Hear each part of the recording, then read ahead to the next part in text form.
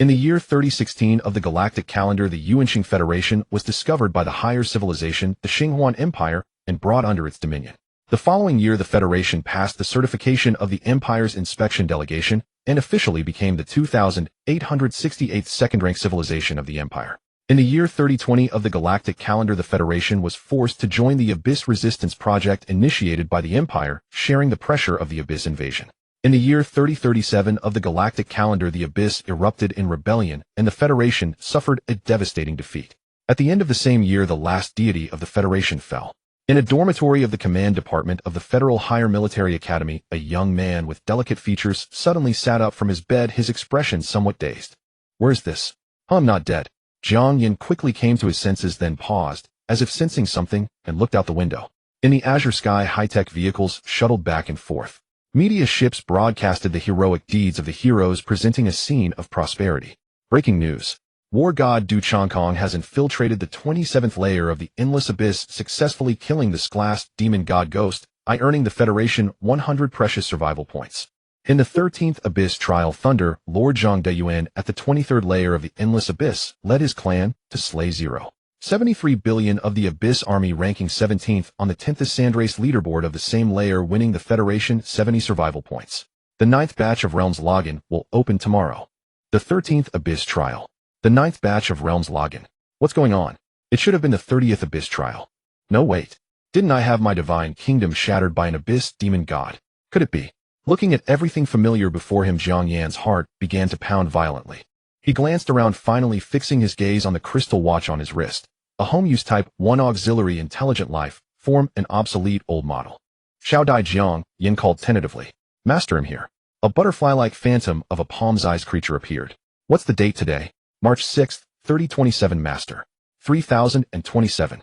10 years ago." Jiang Yan's pupils contracted, filled with disbelief.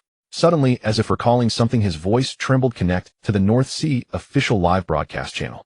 "Switch to that channel." The butterfly phantom gently fluttered its wings, and a pale blue light screen rose, connecting to the North Sea channel. Jiang Yan fixed his gaze on it. Above the calm sea, a colorful barrier shimmered, revealing a space rift tens of meters long inside.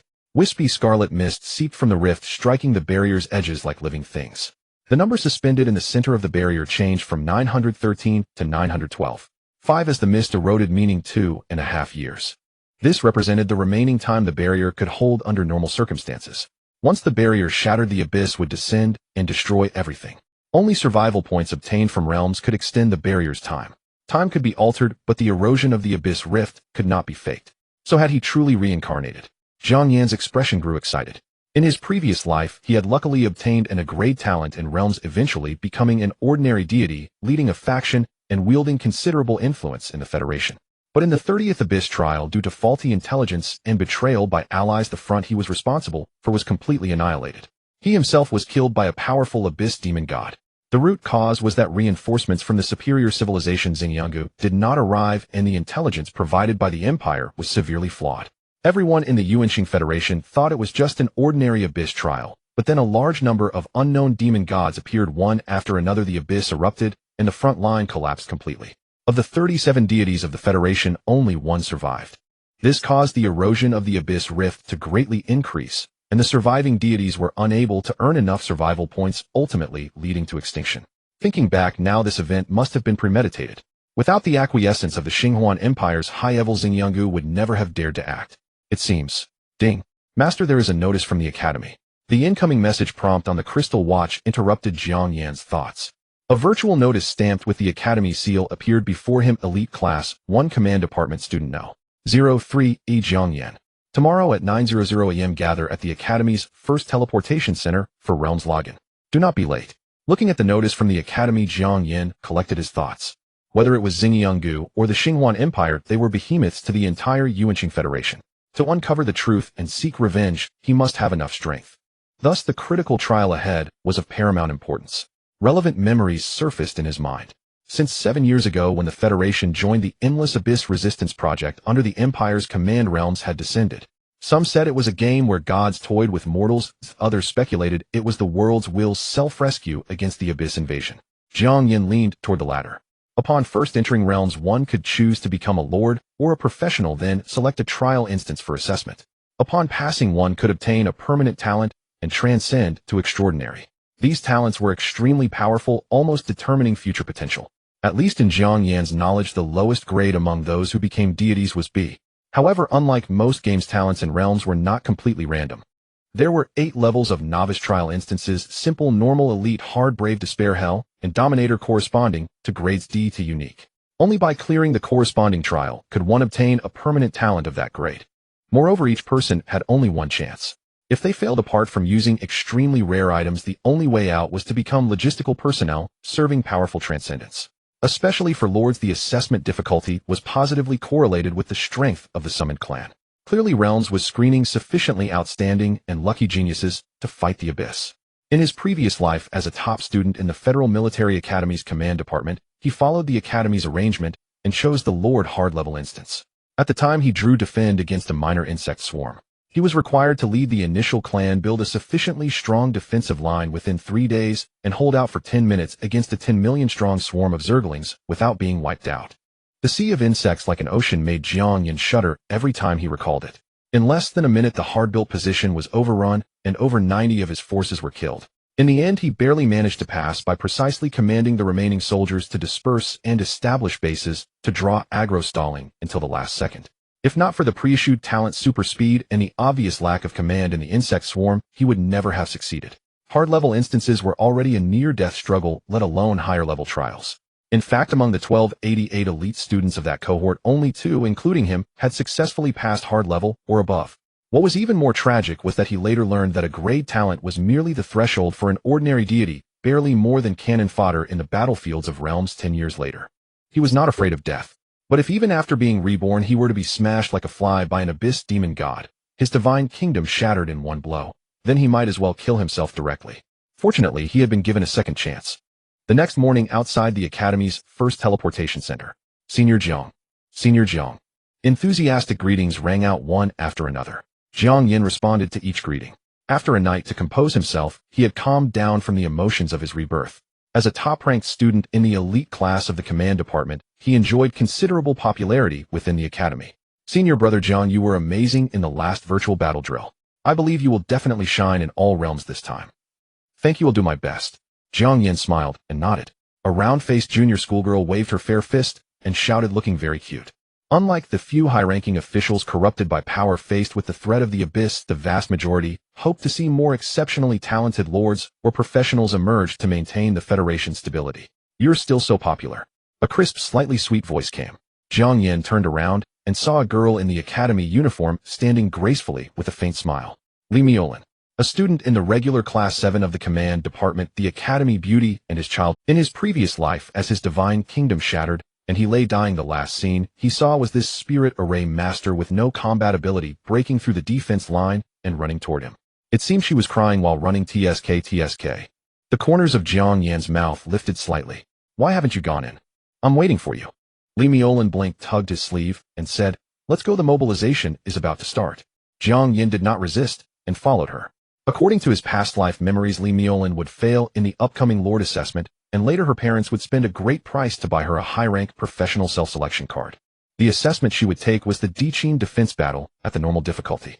It required guarding 6 harvesting machines during the mining of Dichin with no more than 2 losses allowed.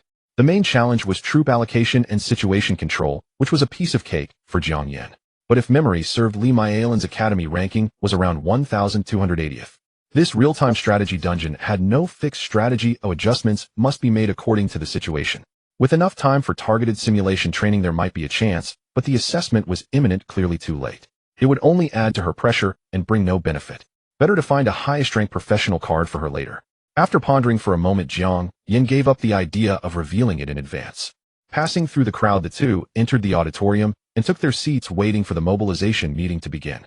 After a moment, an energetic old man dressed in formal attire appeared on stage. Dean of the Command Department, Fu Chongshan, a demigod powerhouse. The entire auditorium instantly fell. The old man nodded slightly and began, I want repeat the basics of all realms. You are all elites of the Academy enjoying the best training and resources, and it's time for you to take on responsibilities and face higher challenges. The old man's voice was not loud, yet it rang clearly in everyone's ears. He waved his hand gently, and images appeared behind him. There were professionals who used themselves as bait, charging into the abyss monster horde and being blown to pieces. There were lords who fought to the last arrow and bullet while surrounded, never retreating. Moreover, at the beginning of the abyss descent, when survivor points were exhausted and the barrier was about to shatter, countless predecessors generously met their deaths, self-detonated their divine kingdoms, and killed abyss demon gods beyond their ranks, buying the Federation a glimmer of hope. The quotas for all realms are very precious. In this phase, the entire Federation has fewer than 3,000 slots. Everyone must give their utmost. The Academy requires you to choose the Lord's Series challenge. The situation on the Abyss battlefield is becoming increasingly severe, and our homeland is under grave threat. Once the survivor points run out and the barrier shatters, the entire world will be destroyed by the Abyss. Now it's time for you to step up. Tell me, do you want to be cowards or heroes? Heroes. Louder, didn't you eat? We want to be heroes. The deafening shouts echoed through the auditorium. The young faces flushed slightly, their eyes firm. Very well, now confirm your tasks and proceed to the teleportation center to log in. Fu Chongshan watched the energetic students and sighed inwardly. Among the myriad races of the universe, some powerful species were born with supernatural powers and naturally excelled in the novice trial. Although the potential of Federation humans was not weak, their initial combat capabilities were almost at the bottom, making the difficulty of passing far higher than those powerful races. Even though these students were elites, few would pass the normal level trial. Each person had only one chance to take the assessment. Failure would not mean death, but they might lose the opportunity to become transcendent forever. Although the assessment for professionals would be much simpler than that for lords of the same rank with a much higher passing rate. But there was no other way. Seemingly for both, but in fact with the same talent in the later stages, one lord could easily defeat tens of thousands of professionals. The Federation faced dual threats from the Abyss and the myriad races, requiring more powerful lords to support them. Ding, ding. At this moment, a series of notification sounds rang out, clearly indicating that task information had been sent to their crystal watches. Phew. Lucky me, my task is to challenge the normal level lord mission. Li Miolin patted her chest in relief, causing a surge. What about you, Jiang Yan? She turned her head curious. Let's take a look. Jiang Yan activated Xiao Dai, and an email appeared. Elite Class 1 Student L. 03 E. Jiang Yan. Task complete the Lord Series assessment of hard difficulty or above. Compensation normal level. Professional self-selection card small. A professional self-selection card can directly turn someone who lost their transcendent opportunity due to assessment failure into a professional. Even just normal level is extremely precious. Of course, such items were also rare resources for the Academy, only used to compensate the few students with the best overall performance. Heavens! A hard difficulty assessment. Do you think you can handle it? Li Miolin's eyes flashed with nervousness. Jiang Yan smiled and said, Don't worry, I'll be fine. Don't forget, I'm the top 3 in the Academy simulation competition every year. Hearing this, Li Miolin felt a little more at ease. Indeed, this guy was terrifyingly strong in simulation battles. Once she even cheated by adjusting 10 times the troops and still lost. Thinking of this, Li Miolin stood up, waved her fist, and said, Then you better prepare well. If you screw up, I'll laugh at you for a lifetime. Jiang Yan smiled and nodded, saying gently, You go prepare well too. After seeing Li Miolin off, Jiang Yan fell into deep thought. It wasn't about dealing with the hard difficulty assessment. That was not difficult for him with his past life memories. He was torn about whether to attempt a higher level challenge, the heroic level, or even the desperate level. Even with his god level insights, the pass rate was extremely low, especially for the desperate level, less than 10%. Once failed, he would lose the chance to become a powerhouse. Although he was confident of obtaining a high-rank professional self-selection card, its potential was ultimately far inferior to that of a lord. After long deliberation, the image of the terrifying abyss demon god who shattered his divine kingdom with a single palm flashed in his mind, followed by countless predecessors who sacrificed heroically. Jiang Yan let out a long sigh. Forget it. If he dared not take a further step, the final outcome would only be a repeat of his past life. Where would revenge come in? It was just a pity that the time of rebirth was too close to the login, leaving no time for much planning. The teleportation point behind the hall was an awe-inspiring structure.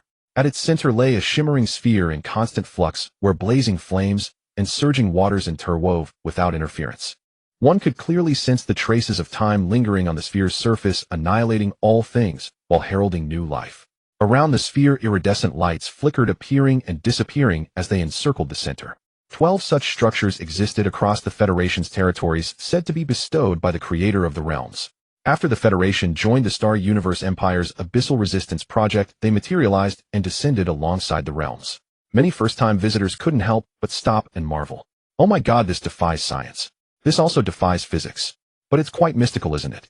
Jiang Yan had seen this countless times in his past life. Naturally, he didn't pause. Familiar with the process, he placed his hand on the sensing device nearby. He felt a slight sting on his fingertip as a mechanical voice sounded in his ear, verifying information. Verification successful. Randomly assigning plane, please wait. Assignment successful. Transferring to plane G06581 transit space. A beam of light descended from the sphere enveloping Jiang Yan, and in an instant he vanished. Welcome to the Realm's Challenger. A stunning woman in a bright red palace dress with delicate makeup appeared before Jiang Yan. She lightly waved her scepter floating into the air and spoke in a gentle voice, you may call me the guide. Greetings, Lady Guide. After overcoming the dizziness from the spatial transfer, Jiang Yan quickly regained his composure. For some reason across the myriad realms, powerful races favored adopting humanoid forms, and even the virtual intelligence of the realms was no exception. Challenger, before formally entering the battlefield, I will assist you in the novice trial. Please choose your development path, Lord, or professional. The stunning woman said with a smile. Lady Guide, I wish to undertake the extreme level Lord assessment. Jiang Yan took a deep breath and spoke slowly. This was a decision he had made after careful consideration. Although no one could substantially interfere with the realm's novice trial, later generations had still summarized many patterns. In his past life as a divine-level powerhouse, he held high authority within the Federation and had access to many top-secret intelligence. If his luck was good enough, there was still a possibility of clearing the trial. First, from easy to difficult trial instances had certain correlations. For instance, the hard-level assessment defend against a minor insect horde he had drawn in his past life was followed by the valiant-level defend against a primary insect horde, and the sovereign-level defend against an origin-level insect horde. According to a chosen one who revealed it, the clearing condition for the origin-level insect horde was within 10 days use every means to construct defenses withstand a random insect hero leading 1 billion elite insect troops and survive for 10 minutes. He had chosen the Flame Dragons as his faction, an extremely powerful epic-level faction. His drawn unique talent was Assassin's Glory, which could amplify any attack's power 10,000 times. Yet in the end, the combined full-force strike of over 1,000 dragons was casually shattered by the opponent, and they were completely annihilated without lasting even a minute. There was also the Conquer the Storm mechanized land series from normal level breach, a temporary AI-coordinated forward position, to sovereign level breach, the star fortress guarded by the young mechanical god. The clearing condition was to find a vulnerability in the deployment of the young mechanical god and successfully break into the fortress core area. And series like Escape from the Southern Heavenly Gate and mythological version of the Battle of Chongping were among the hardest at every level.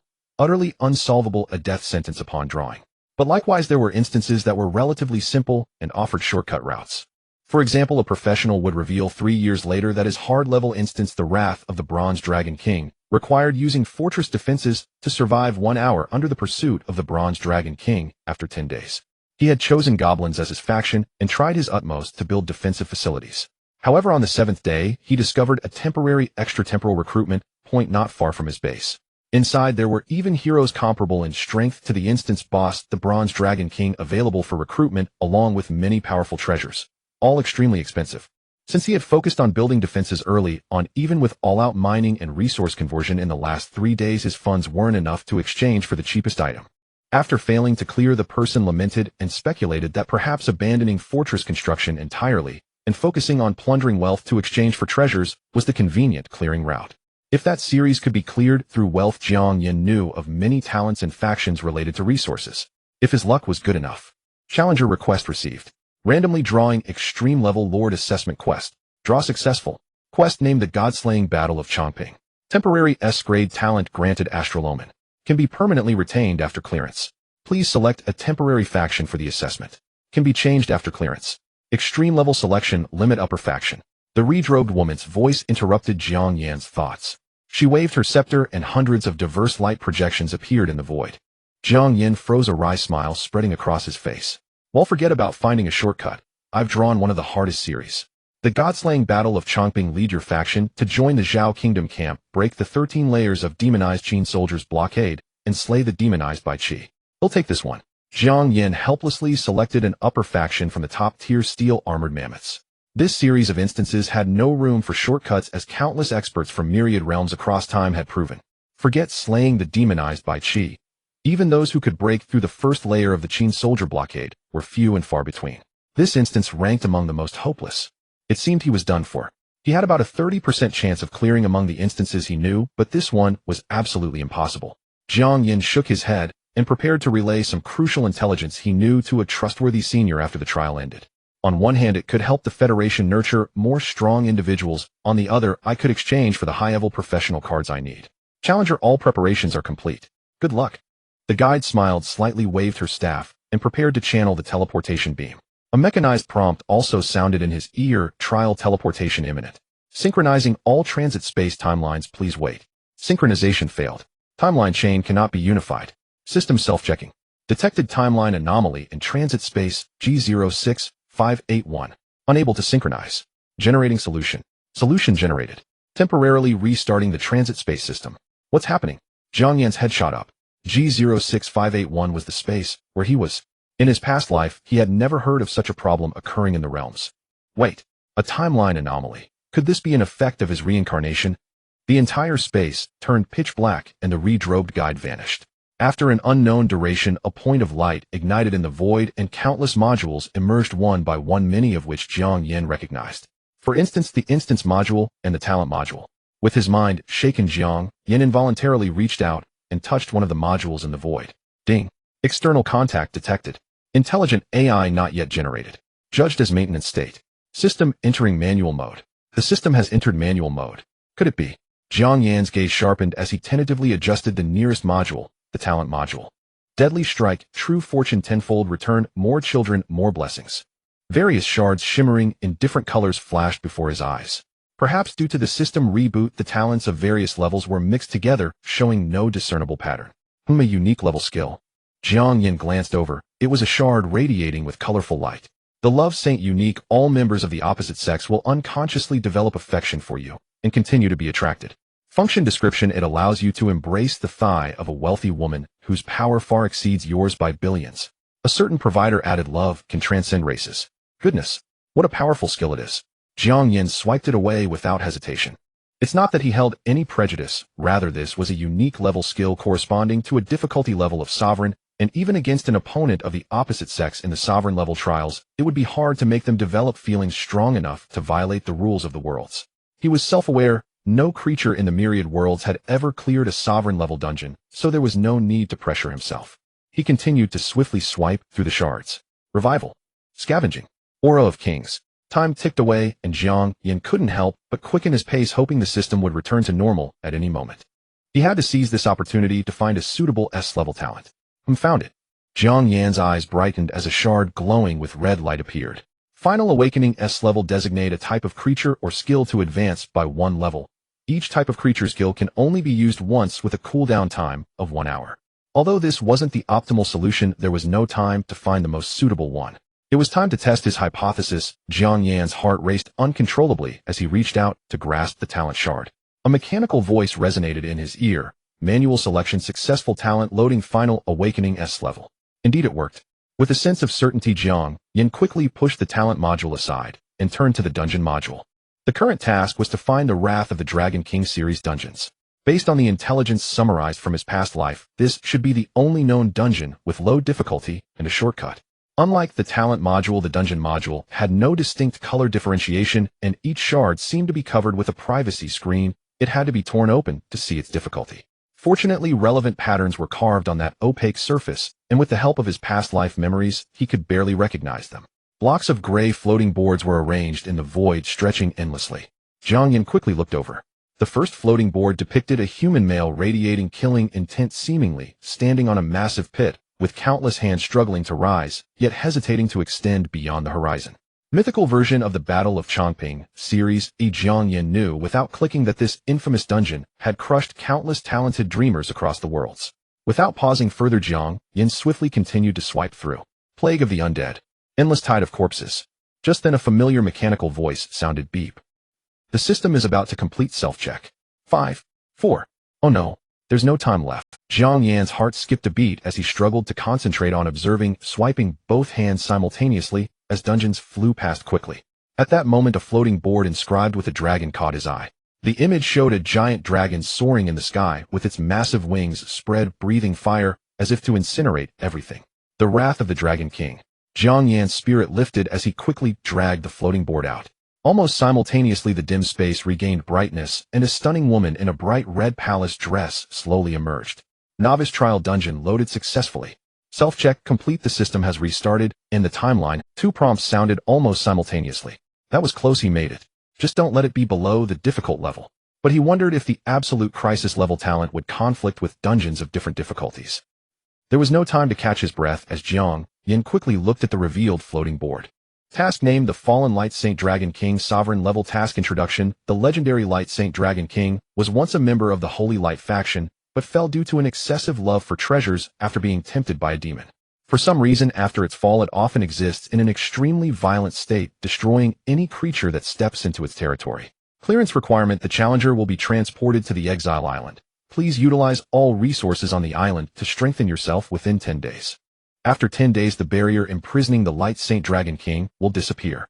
You must be prepared to face the hungry and furious Light Saint Dragon King until the barrier is restored. Special note: under the Sovereign level assessment, the Light Saint Dragon King possesses its full power from its prime Diamond level 10. Diamond level 10. Jiang Yan's breath paused for a moment. Due to the bizarre cultivation systems of the myriad races, worlds established a unified standard based on energy intensity. For example, for the humans of the Source Star Federation, upon entering the worlds, the initial level is level 1. Cultivating to level 50 allows one to advance to the bronze tier. Once upgraded to bronze level 10, one can be promoted to silver, and so on, followed by gold and diamond. Only upon reaching diamond level 10 can one begin to forge a divine kingdom and step into the realm of deities. At this point, the guide's ethereal figure fully solidified. She glanced at the floating board before Jiang Yan and waved her staff. Challenger, please select your temporary vassal for the assessment. After passing, you can change it. The selection limit for sovereign level trials is epic level vassals. Thousands of different light forms appeared in the void, and clearly the options were far more than the previous absolute crisis level assessment. From epic level flame dragons, behemoths, thunder titans, to the lowest level slimes, everything was available. I choose Goblin, Jiang Yan said without hesitation. Challenger, do you confirm your choice? Perhaps because it was a sovereign level assessment, the guide unusually followed up with a second inquiry. I must inform you that Goblins rank second to last in combat power among all vassals with very low potential. I confirm, Jiang Yan nodded. By now he had completely calmed down. The Light Saint Dragon King belonged to the legendary creatures and ranked among the top in combat power at the same tier. Its diamond level 10 strength could nearly rival that of a demigod among humans. Even among epic level vassals, the initial strength would not exceed level 20. To pose a threat to the Light Saint Dragon King within 10 days, at least over 1,000 silver level warriors would be needed. This was an impossible task. With the resources of a lone island, managing to cultivate 10 silver level warriors would be a miracle. So in a sense, choosing the Flame Dragon or Goblin made no difference, both would be annihilated. Since direct confrontation was not feasible, an alternative path must be sought. Those who once participated in the wrath of the Bronze Dragon King mentioned that dungeons would spawn temporary recruitment points across time and space. And goblins happened to possess 2 skills related to wealth. This was the only possible chance. Jiang Yan was never one to complain about fate. Being able to trigger a bug and make a second selection was already fortunate enough. The only regret was that had he known he would draw a sovereign level dungeon, he might as well have chosen a unique level skill. Now he could only go all in. In that case, Challenger, good luck. The guide no longer said much, waving her staff to summon a beam of light for teleportation. The familiar mechanical voice rang in Jiang Yan's ears. The trial teleportation is about to begin, synchronizing all transit space. Timelines, please wait. Timeline Unified detected that the challenger loaded the talent Final Awakening, which does not match the dungeon difficulty. A similar unique level talent Ultimate Sublimation has been found and successfully replaced. Proceeding with Unified Teleportation. Trial begins. This was an exiled island approximately 100 kilometers in diameter. At its center lay a mountain range stretching 10 kilometers where a giant dragon with a pallid gray-white body slumbered. The island was surrounded by pure nothingness where even space ceased to exist. The entire plain of the solitary island seemed trapped in eternal stillness until a certain moment. A beam of 7-colored light appeared from the void, descending upon a spot on the island. The grass and trees began to sway in the wind, and living creatures regained their vitality. About 20 kilometers from the central mountain range, in a dilapidated stockade, Jiang Yan slowly opened. A group of ugly creatures with deep green skin about half a man's height were dancing around him, excitedly muttering, "Ho ho ho," incessantly. Jiang Yan instantly understood their language. The great deity has descended. The deity will lead us to treasure and women. The good times are coming. At the same time, the prompt from all realms echoed in his mind. The dominant level novice trial dungeon, the Fallen Light Sacred Dragon King, has been activated. Background implantation: the seal of the Exile Island is about to shatter. This goblin tribe, sensing the impending calamity, used their last horde to summon a deity from another world. that is you. Out of faith in the deity, they will obey your every command. Employ this wisely to accomplish your task. So these were his temporary vassals, just as he had imagined, greedy, lustful, and cowardly among the worst of countless tribes. Jiang Yan sighed, then gestured for silence to the still excited goblins. Miraculously, the noise ceased immediately, and they lifted their heads as if listening. At least they were intelligent enough to take orders. Slightly relieved, Jiang Yan spoke. Who is your leader? An elderly goblin with a tattered book and white hair stepped forward, prostrating himself. Great deity, I am Gob, chieftain of this tribe. Jiang Yan focused his mind, and relevant data appeared before him.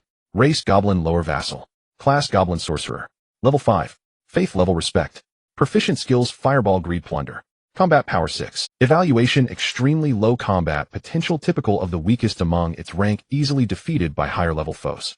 Not recommended for resource investment. This evaluation was quite underwhelming. Jiang Yan shook his head, but he had never expected much from their combat ability. The two innate skills were what truly mattered. Greed goblins possess an unparalleled craving for treasure, increasing the chance of discovering hidden riches. Plunder, when attacking an enemy, there is a very low probability of seizing one of their possessions. Jiang Yan glanced over the tribe. Besides the chieftain sorcerer, there were goblin slingers, goblin warriors, goblin assassins, and other classes, all with combat power around 5. Fortunately, most possessed both greed and plunder. The light sacred dragon king's combat power was estimated at no less than 3000. Direct confrontation was impossible. He could only hope the island was rich in resources. When the temporal recruitment point appeared on the 7th day, he might have enough wealth to exchange for treasures. With that thought, Jiang Yan asked Gob, do you know the situation on the island? Great deity, the fallen dragon is about to break its seal. We are intimidated by its leaking dragon might, and dare not leave the stockade. We know nothing of the island. Please forgive us, the chieftain replied, kneeling in fear. Jiang Yan nodded, not reproaching them. The gap in power and rank was immense, and fear was a natural instinct. Now that I have descended, I shall protect you. I order you to quickly survey the island's resource distribution and monster information.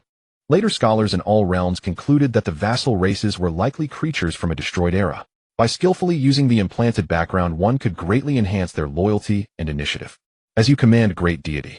True enough, upon receiving the deity's verbal protection, the goblins grew excited and shouted in unison. Explore along these routes, mark resources such as minerals, monsters, water, and food. Try to avoid aggressive creatures, Jiang Yan said, selecting several goblins with combat power above 6 as squad leaders. With only 120 goblins initially, and the island's situation unclear, Jiang Yan needed them to gather intelligence and couldn't afford to lose them carelessly.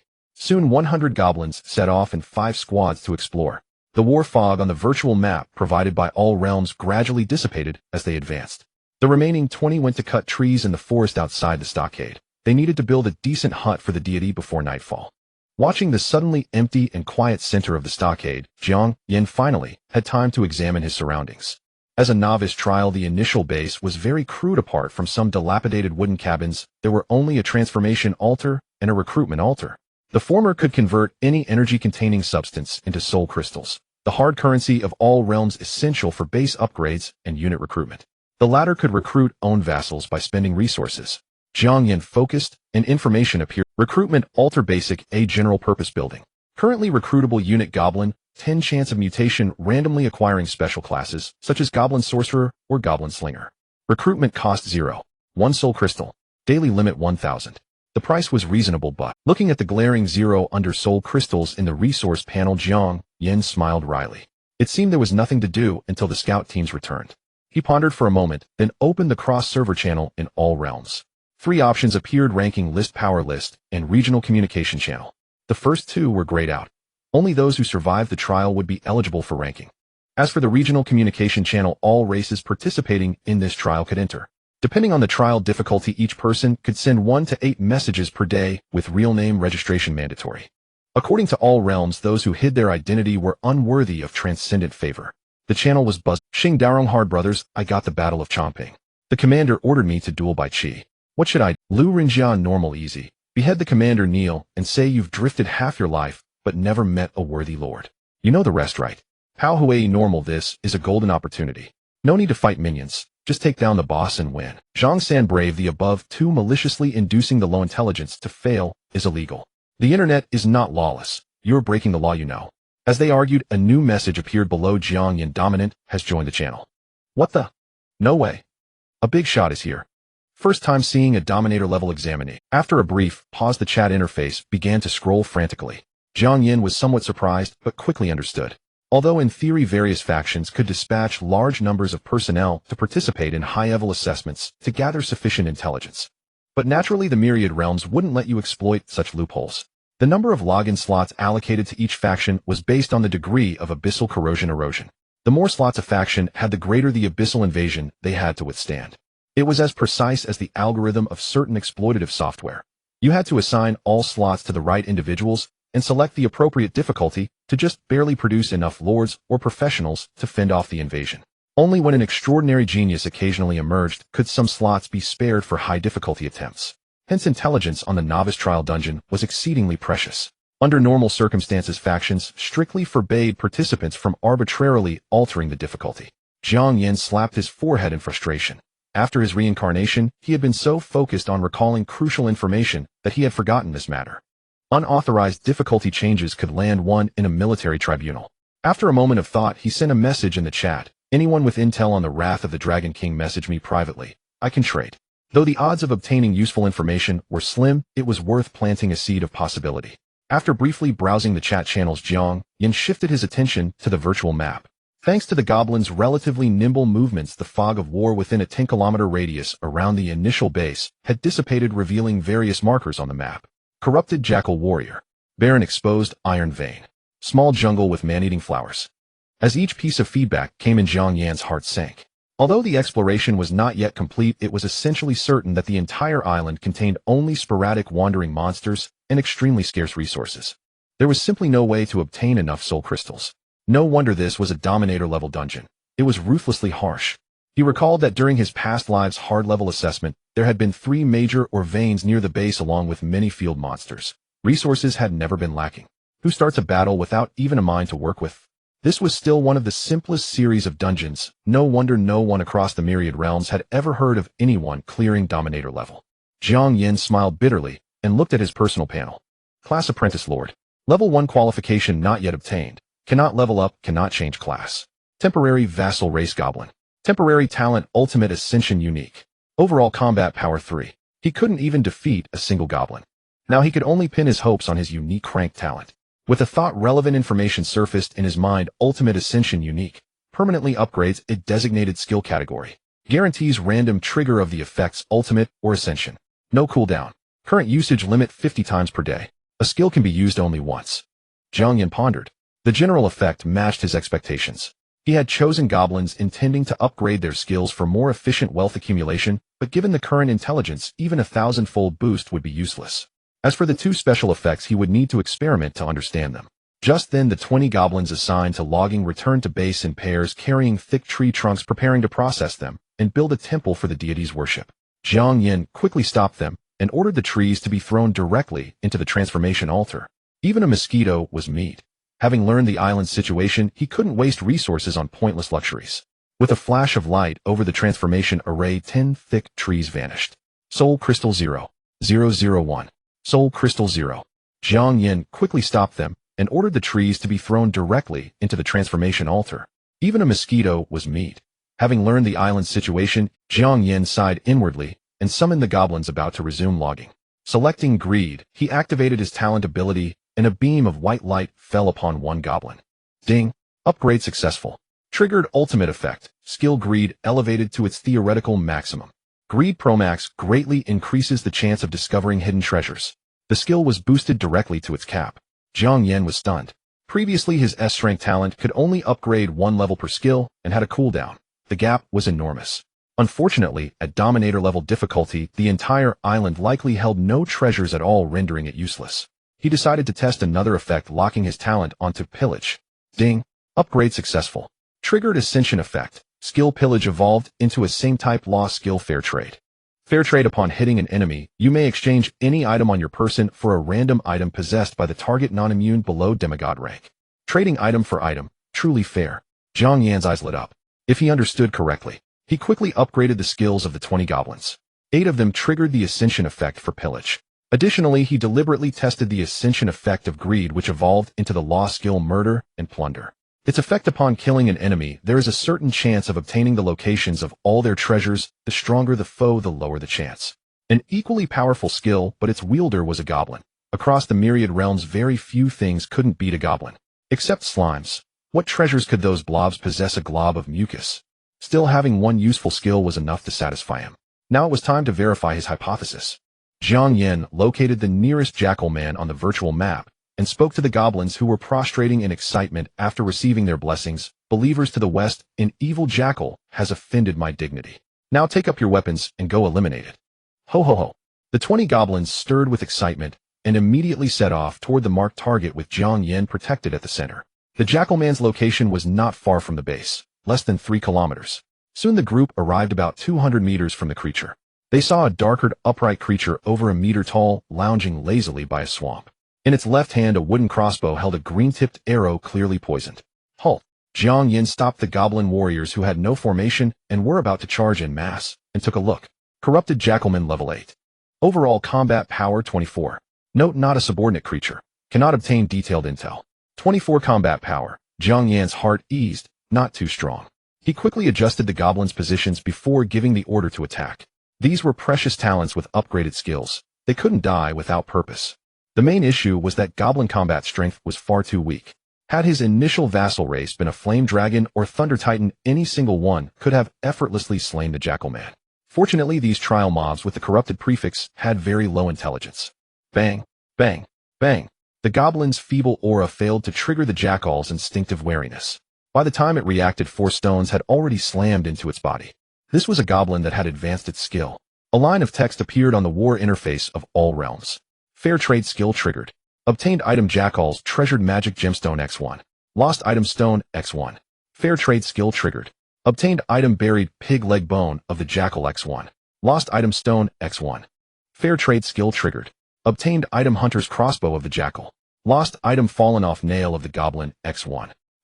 The jackal, its face now a bloody mess, instantly erupted in fury. It raised the crossbow in its left hand, ready to fire, already envisioning these feeble green-skinned apes writhing in agony under the venom. The jackal wore a sinister grin as it prepared to pull the trigger. Something felt off. It suddenly realized the sensation in its hand was strange. Looking down, the crossbow had somehow transformed into a mud-caked fingernail. The jackal froze in bewilderment. What happened? Where's my crossbow? On the other side, the goblins weren't idle. They launched a second volley. For more stones struck the foe, trading away another string of items. The goblin warrior, wielding a wooden club, stealthily crept up from the side and delivered a brutal blow to the jackal's head. Under the relentless assault, the disarmed jackal had no means to resist and was soon beaten to the brink of death. A sling-wielding goblin trotted over excitedly, presenting the looted crossbow to Jiang Yan. Poisonous hunter's crossbow. Rank fine. Score 17. Special effect: automatically loads 1 poison-tipped bolt every 30 seconds. After a moment of thought, Jiang Yan handed the crossbow to the goblin that had advanced the murder for booty skill. After draining the jackal of all value, a green venom bolt struck its throat with deadly precision. A relevant prompt appeared on the war interface of all realms. You have slain the corrupted jackal. Obtained soul crystal X1. Murder for booty skill activated. You have discovered the jackal's hidden treasure. On the virtual map, a special route appeared, its endpoint near the swamp. Jiang Yan immediately directed 2 goblins to excavate the site. Soon a somewhat rotten wooden chest was carried over. Upon opening, only a few familiar stones lay inside. It seems my speculation was correct, Jiang Yan mused. As long as an item belonged to the target, regardless of whether it was carried on their person, it fell within the scope of fair trade. Evidently, during the earlier skirmish, all the treasure this jackal had buried had already been traded away. If that were the case, Jiang Yan suddenly thought of a possibility. According to the background, the fallen Radiant Saint Dragon King was lured by a demon due to his excessive love for treasure. Setting aside alignment issues, one thing was certain: he was wealthy. Although the Diamond Rank 10 Saint Dragon King's combat prowess rivaled that of a human demigod, he was ultimately not a deity and could not escape the law of fair trade. If he could plunder the dragon's treasure, his odds of victory would vastly increase. With this thought, Jiang Yan opened the virtual map. By now, the entire island had been mostly explored, leaving only a 10-kilometer radius around the central mountain range shrouded in darkness. As anticipated, the island's resources were extremely scarce, with even killable monsters numbering but a handful. Their total value was less than 100 soul crystals. Additionally, the reconnaissance team in the southeast brought Jiang Yan a crucial piece of news. On the map, an icon for a transcendent temporal merchant flickered incessantly. Arriving this early, Jiang Yan was slightly taken aback. In his memory, the wrath of the bronze giant dragon king, at difficulty level, would only appear on the 7th day. Still, this was ultimately good news. After a moment's deliberation, Jiang Yan used the All Realms War system to order the goblin squads that had completed their reconnaissance to return and begin surveying the central mountain range. He himself intended to first check out the merchant. The objective was clear. The island was depleted of resources, and raising even one bronze-tier warrior was a stretch. The only possible breakthrough lay with the transcendent merchant and the Saint Dragon King himself. Hopefully the merchant would have something worthwhile, otherwise it would be a death sentence. Jiang Yan murmured to himself. After trekking for over 3 hours, the group arrived at their destination. Along the way, they had also dispatched a mutated muscle rabbit. Though they were destitute, the meat was tender and delicious. At least the trip hadn't been entirely in vain. In a dilapidated pavilion some 300 meters from the main force, a red-nosed old man about a meter tall held a huge cloth sack in one hand and raised a wine jug to his lips with the other. Novice realm, wandering merchant thief, Saint Guevara avatar. Race goblin. Level demigod. Combat power unknown. Halt. Jiang Yan signaled the accompanying goblin squad to stand by, plastered a smile on his face, and sensing Jiang Yan's approach, the red-nosed old man perked up, turned, and sniffed intently. Oh, the stench of inferior demonic beasts. And an empty pocket. A look of disdain crossed the old man's face as he concluded, a broke pauper. Jiang Yan's stride faltered, his smile freezing. Did merchants in all realms judge by appearances too? Remember, the river flows for 30 years. Jiang Yan's mind raced as he weighed the combat capabilities of both sides. Ultimately, he decided to uphold the Federation's traditional virtue, respect for the elderly, and let the man off. He recomposed his smile. You're right, old sir. I've just arrived here. Might I have the privilege of seeing your wares? Oh, the red-nosed old man sized up Jiang Yan, somewhat surprised. Broke as you are, you at least have some manners. Very well, per the trading rules of all realms, I'll show you what's on offer. The old man snapped his fingers casually, and a list appeared before Jiang Yan. Item No1, sealed angel's heart. Price 800 soul crystals. Description: can unseal an angel of unknown rank. Expendable resources required. Special note: this item appears only during the novice trial. Item No2, bow of fallen stars. Quality legendary. Price 500 soul crystals. Item No3, employment contract blade master. Price 3500 soul crystals. Description: permanently recruit 12 gold tier elite warriors to serve you. Item No99, primary promotion scroll. Price 300 soul crystals. Description: extremely low chance of causing a beneficial mutation in lower ranked vassals. Good heavens. No wonder in the intelligence from his past life the participant who entered this instance had described it as exorbitantly expensive. The cheapest item cost 300 soul crystals. Jiang Yan couldn't help but frown. Not to mention that in a ruler tier instance resources were cripplingly scarce, even under the conditions of a hard level instance in his past life. If he mined at full capacity for 10 days, without spending a single soul crystal, he could barely afford the cheapest item. What a ripoff. Still, to be fair, the items on offer were truly exceptional. In his past life as a divine level powerhouse, his weapon was only of perfect quality. As for the sealed angel's heart, he had never even heard of it. And the employment contract, though only for 12 gold tier warriors with the boost from the ultimate ascension skill, it might just be enough to challenge the radiant Saint Dragon King. It seemed he needed to accelerate his conquest of the island. Struck the demonized python fair trade skill, triggered obtaining the python's shed skin. Eliminated the man-eating flower cluster. Slayed the demonized dire wolf. Bear and iron mine successfully harvested. A cascade of notifications scrolled across the war interface. 2 days after encountering the extra-dimensional merchant, Jiang Yan divided the goblin army into 3 groups and began cleansing the island of monsters. It must be said that the goblins' combat prowess once again redefined expectations. Under the blessing of numerical superiority and the ultimate ascension skill, the 2 groups, other than the one he personally commanded, suffered considerable losses. Fortunately, the monsters on the island were not particularly formidable. After 2 days of effort, the cleansing was finally completed.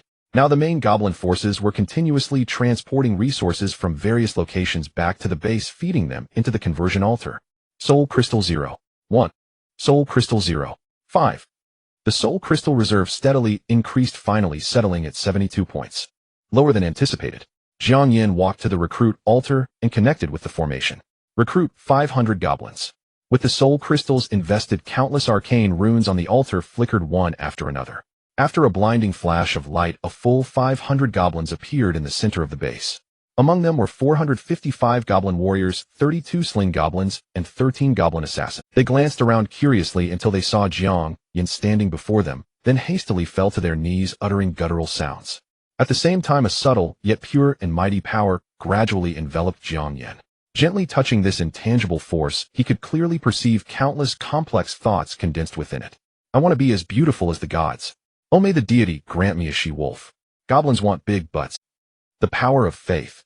Jiang Yan understood. This was one of the most critical elements determining a deity's strength. With sufficient faith power, a god could be nearly omnipotent.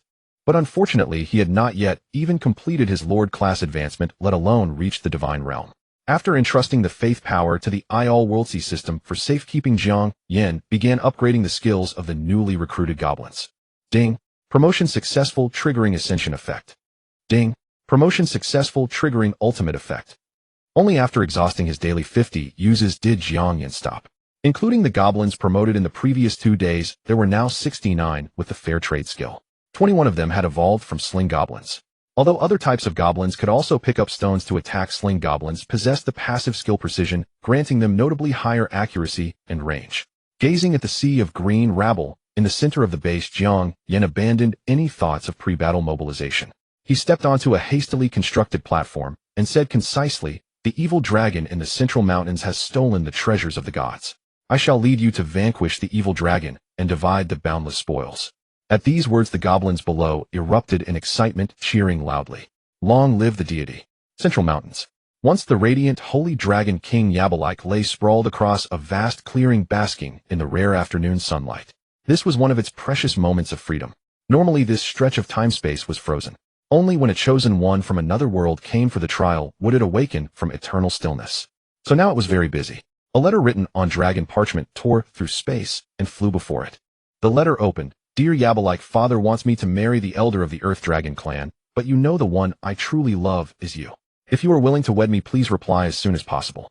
Then I will have infinite courage to resist and wait for you. Otherwise." Yabalike immediately opened Dragon Chat, an exclusive communication tool created by a great "Of course, my dear. Since meeting you, I have lost the ability to love another. I am more than willing to marry you." After reviewing his passionate confession repeatedly, Yabalike pressed send with satisfaction. A large red exclamation mark appeared. Ding, message failed to send. You have been blocked. Oh no. Only then did Yabalike realize the message was from over a year ago. Because the Dominator level trials occurred extremely rarely, other trial spaces would be unfrozen 5 or 6 times before this one was unfrozen once. The frozen time had been so long that it missed the reply from its beloved. One of them.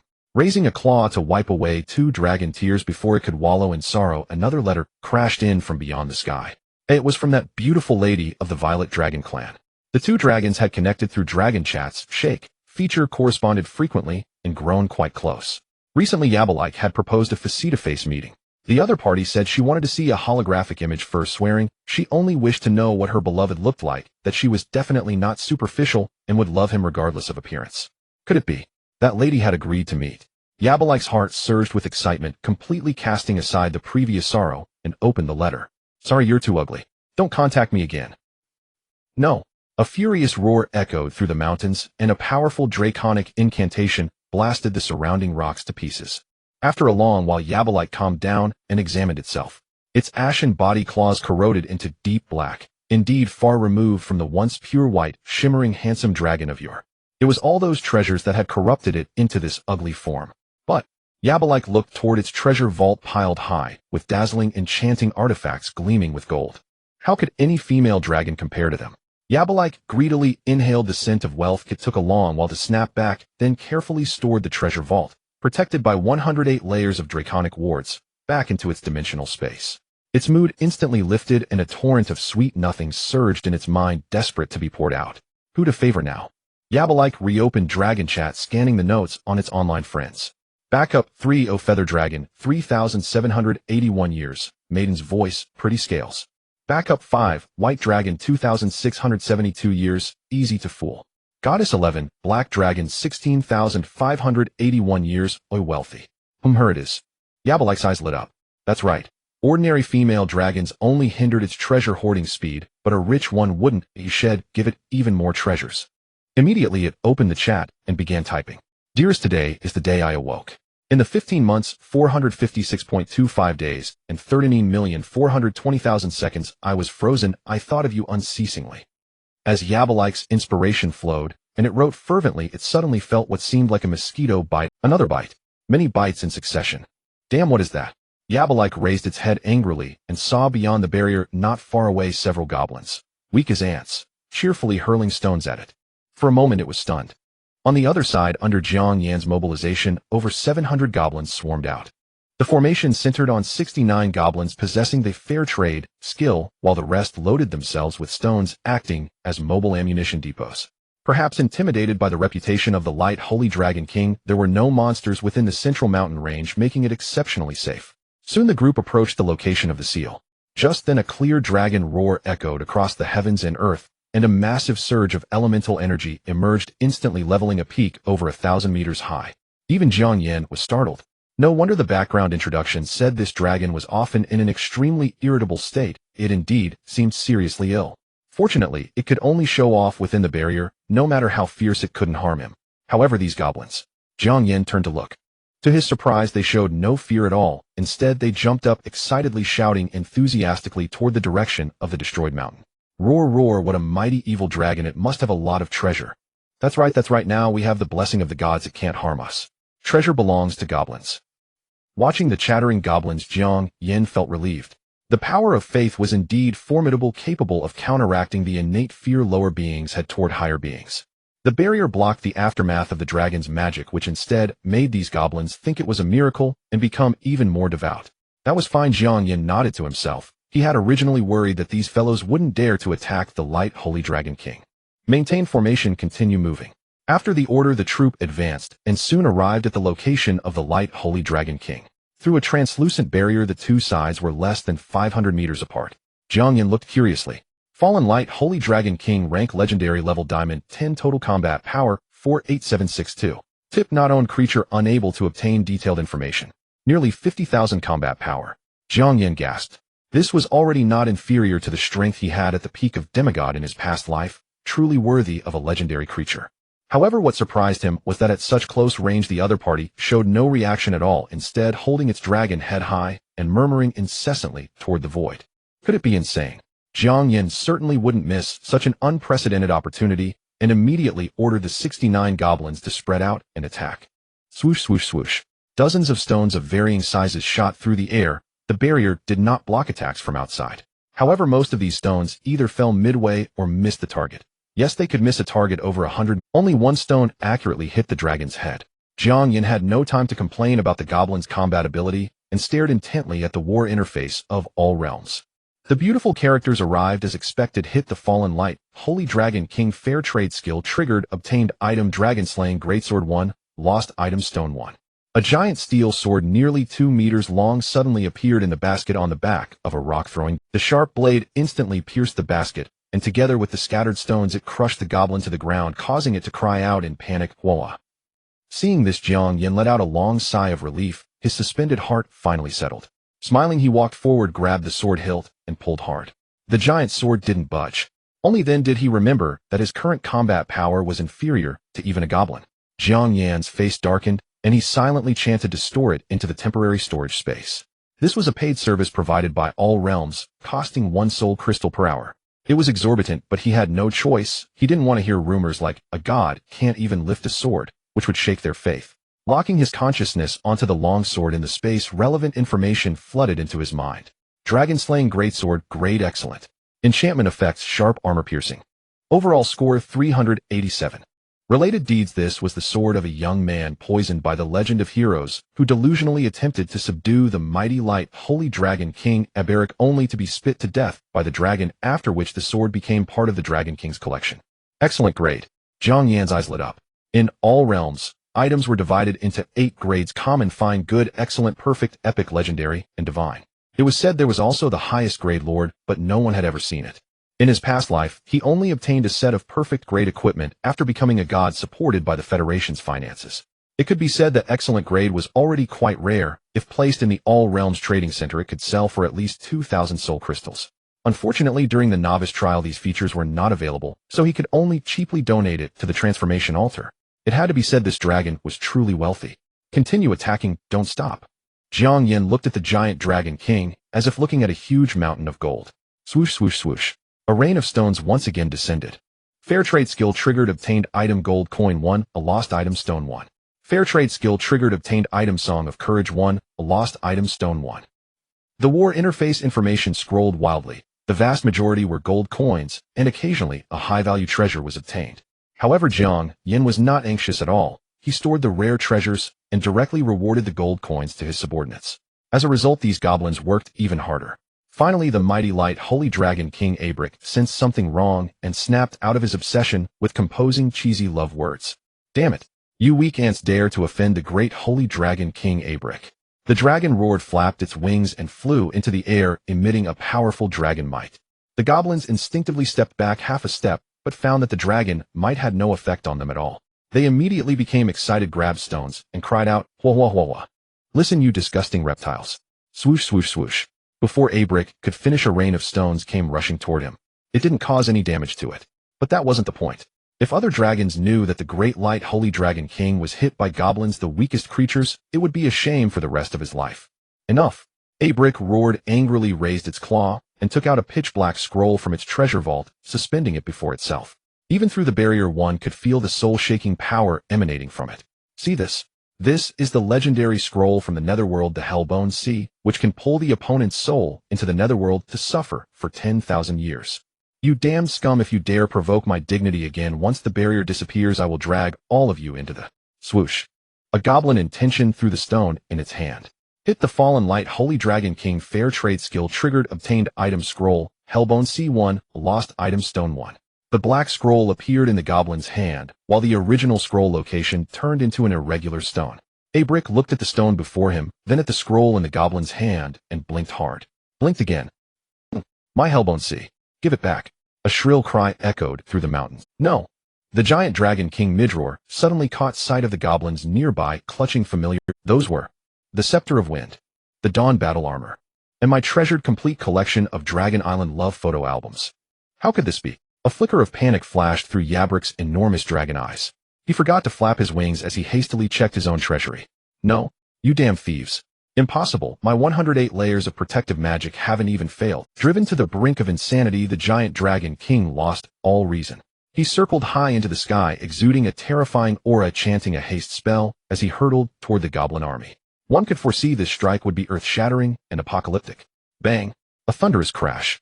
The mighty dragon king slammed headfirst into the barrier, letting out a pained roar. The impact was agonizing. Even with his draconic physique, stars swam before his eyes.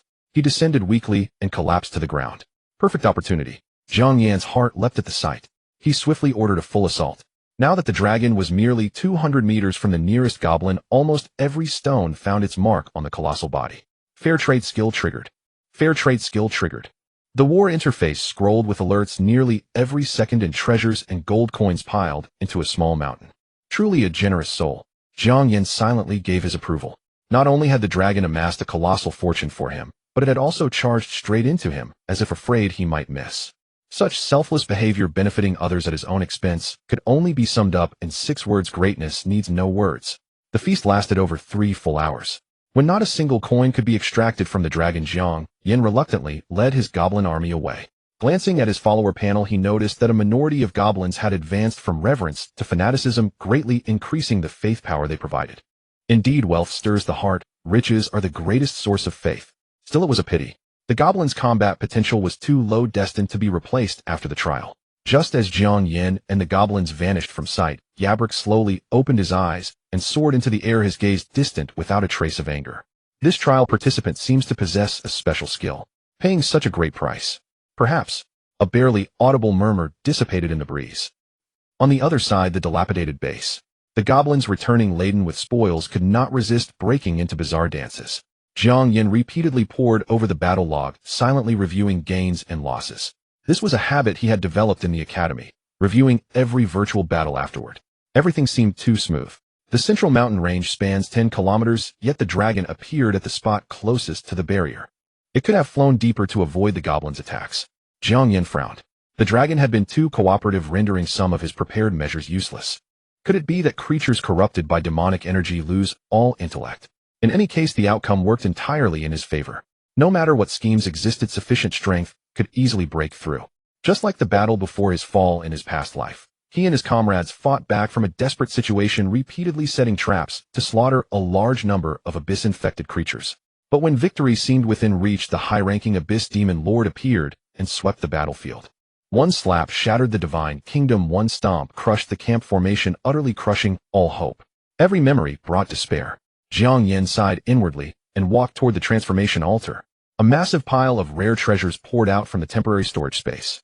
Initiate transformation. With a low shout, the altar's runes flared into action, churning at full speed. Transformation of Dragon Slaying Greatsword successful. Acquired 1872 soul crystals. Transformation of Exquisite Enchanted Leather Armor successful. Acquired 367 soul crystals. Transformation of Dagger Chasers Sorrow successful. Acquired 1271 soul crystals. The soul crystal count on the resource interface kept rising, but Jiang Yan's heart bled. Too corrupt, utterly corrupt. Jiang Yan could not help muttering. The least of these treasures were of excellent grade. On the Interrealm trading platform, they would conservatively fetch 3 million soul crystals. But the altar process skimmed off 2/3, leaving the total at 1.02 million soul crystals. Calm down, calm down. Jiang Yan took a deep breath. 1 million crystals were already a colossal fortune. He had never heard of anyone obtaining this amount in a novice instance. In fact, not even 100,000 had ever been achieved. Now at last he had the funds to purchase treasures from the space-time merchant. However, night was falling, and although most monsters on the island had been cleared, caution was still necessary. He promptly called out, "Gobald, your great deity's command." The goblin chieftain who had been waiting nearby stepped forward and knelt. "Select 50 warriors and accompany me to the southeast corner." "As you will." The goblin chieftain crawled backward a short distance, then rose to make arrangements. Soon a team of relatively strong goblin fighters assembled. Under their escort, they reached the space-time merchant without incident. This time the red-nosed old man spotted them immediately. He sniffed the air vigorously. A smile broke across his face, wrinkles smoothing out. Well, I wondered why this wine tasted so fine today. It seems an honored guest has arrived." Jiang Yan, stepping forward, was taken aback. When had the old man become so warm? Last time they met he had— "Oh right, now I have money." Realizing this, Jiang Yan straightened his back and said flatly, "I'm here to make a purchase. Show me the list." Hearing this, the old man's smile grew even warmer. With a flick of his finger, a holographic projection appeared. "Young friend, a distinguished person like you deserves more than a mere list." Arrayed in the air were virtual replicas of various items indistinguishable from the real ones, rotatable 360 degrees. Some equipment could even be projected onto one's body for a virtual try-on. What a stark contrast in treatment. This old man was too pragmatic. Jiang Yan marveled inwardly. Scholars in his past life had long theorized that although realms resembled a massive game, the characters and worlds within seemed genuinely real. Some guessed that the world's laws rematerialized once destroyed civilizations and beings. This seemed plausible, but none of that concerned him. The priority now was selecting a suitable treasure. 1 million crystals seemed a lot, but they wouldn't buy many items. Jiang Yan's gaze oscillated between the sealed heart of an angel and the mercenary contract greatswordman. He had seen greatswordsmen in his past life. A powerful mid to high-tier human unit with 3 skills: shield wall, heavy strike, and recovery. With extreme ascension, he was almost certain that 12 golden-grade greatswordsmen working together could at least hold off the Radiant Saint Dragon King until the barrier recovered, even if they couldn't defeat it. As for the other option, though random given the price, even the weakest angel would likely surpass a greatsword. "I want to purchase the sealed heart of an angel."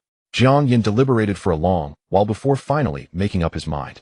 This was an item he had never heard of, and even the forums of the realms had no discussion about it. This fact alone spoke of its value, especially its price, 8,000 soul crystals, an amount that, save for the good-natured Dragon King of the Giants, would have been utterly unattainable in a novice trial. "Young man, you have an eye for treasures. This is a rare artifact I managed to smuggle. Rescue it when a high-order plane was breached by the Abyss. If it were on the open market, the price would be at least 1,000 times higher." Seeing a large sum of soul crystals flowing in, the red-nosed old man grew spirited, downing 2 gulps of strong liquor and revealing a few secrets. "Oh, would the elder care to elaborate?" Jiang Yan quietly extracted a handful of soul crystals and handed them to the old man. In his past life, though he was revered as a deity, he was essentially like a village chief in a remote mountain hamlet. Some knowledge, but not much. If he could glean some secrets, it would benefit both himself and the Federation immensely. The red-nosed old man weighed the soul crystals in his hand, smiled with satisfaction, and said, "Very well, since you're sensible, I'll tell you a bit. Consider it part of the product manual. Can't be accused of breaking the rules." The latter half was evidently directed at some other entity. 1 breath. 2 breaths. 3 breaths. The void offered no response. The red-nosed old man breathed a sigh of relief and said, "This angel's heart comes from a powerful native plane. It was originally dead, but the gods of that plane gathered all its power to revive it. Yet at the final moment the abyss invaded, and not a single soul gods included escaped. The old man suddenly chuckled with a hint of schadenfreude. They sought to peek into the supreme power sealed since the dawn of ages, but couldn't withstand the corresponding calamity. Who told them to reject the boom? A thunderclap abruptly resounded in the void. The red-nosed old man immediately fell silent, a look of panic on his face. What do you mean by corresponding calamity? Jiang Yan pressed. Not that he was being obtuse, but it seemed the angel's heart might harbor hidden dangers. He had to be certain. That's a secret. It doesn't affect you chosen ones anyway, the red-nosed old man said cautiously, then grew impatient. All right, kid, the curious baby time is over. One hand for the money, the other for the goods. Jiang Yan nodded without further comment. After paying 800 soul crystals, the old man retrieved from his huge sack a crystal the size of a fist radiating a milky white glow. Anything else? Not for now, Jiang Yan declined taking the crystal. He looked at it. Sealed Angels. Category Lost Divine Artifact. Description: perhaps consuming 2000 faith points can summon an angel of random rank. 2000 faith points. Far higher than he had anticipated. And what did that perhaps mean? Jiang Yan gestured for the Goblin Guard Corps to return while glancing at the resource interface.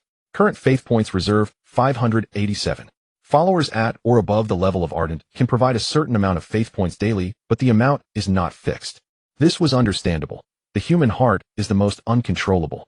Even a devout follower might suffer a lapse in faith if prolonged prayers go unanswered, affecting the output of faith points. Only followers at the highest level could provide stable faith points. Currently, over 700 goblins produced about 200 faith points per day, with the vast majority contributed by the few goblins who had reached the Ardent level. Jiang Yan sighed in frustration. That old man had been too sly, withholding such critical information. Fortunately, he had been cautious and not exchanged for other treasures, who otherwise, even scraping together 800 soul crystals, wouldn't have allowed him to summon an angel.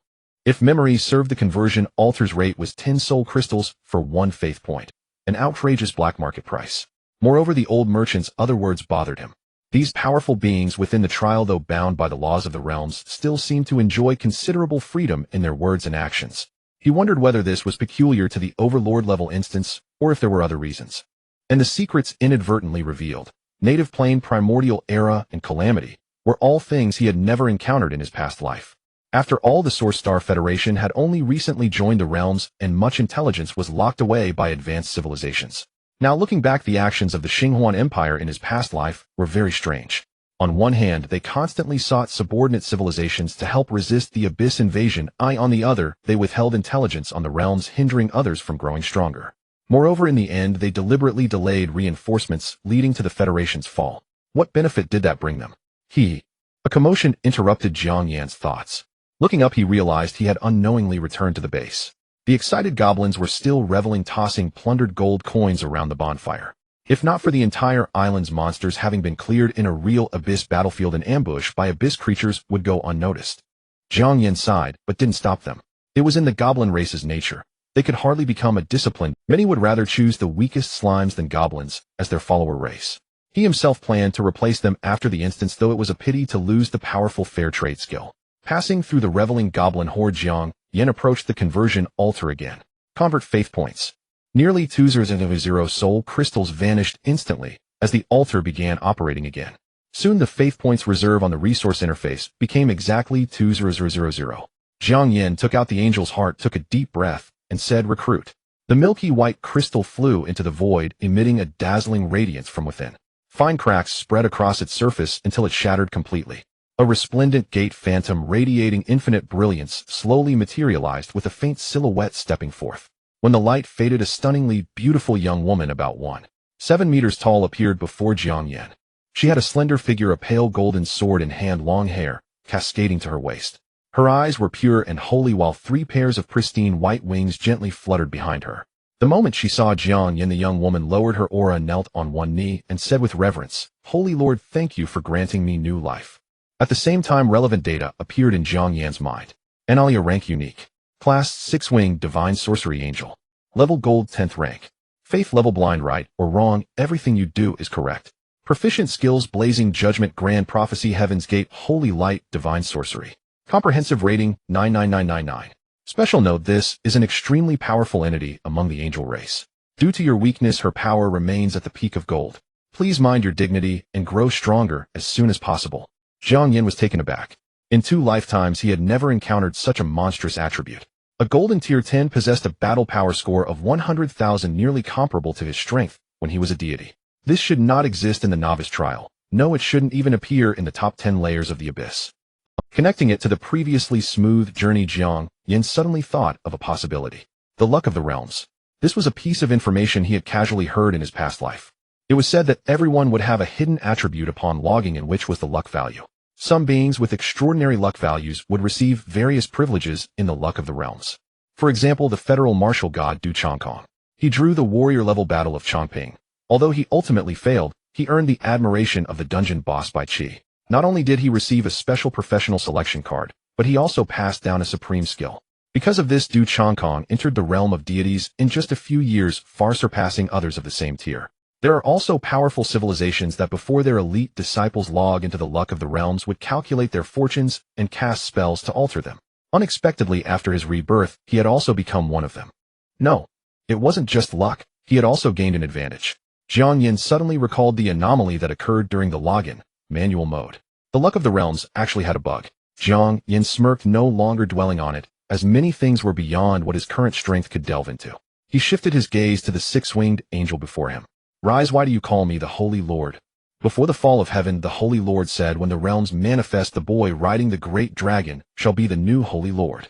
Enlil said softly. It seemed this was the background bestowed by the luck of the realms. Jiang Yan pondered.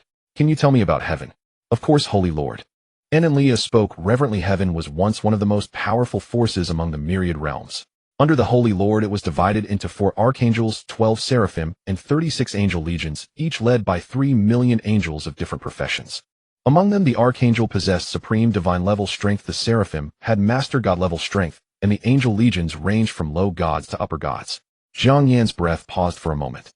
The background implanted by the luck of the realms generally would not be incorrect, meaning it was highly likely that in the already destroyed ancient era this so-called heaven was indeed that powerful.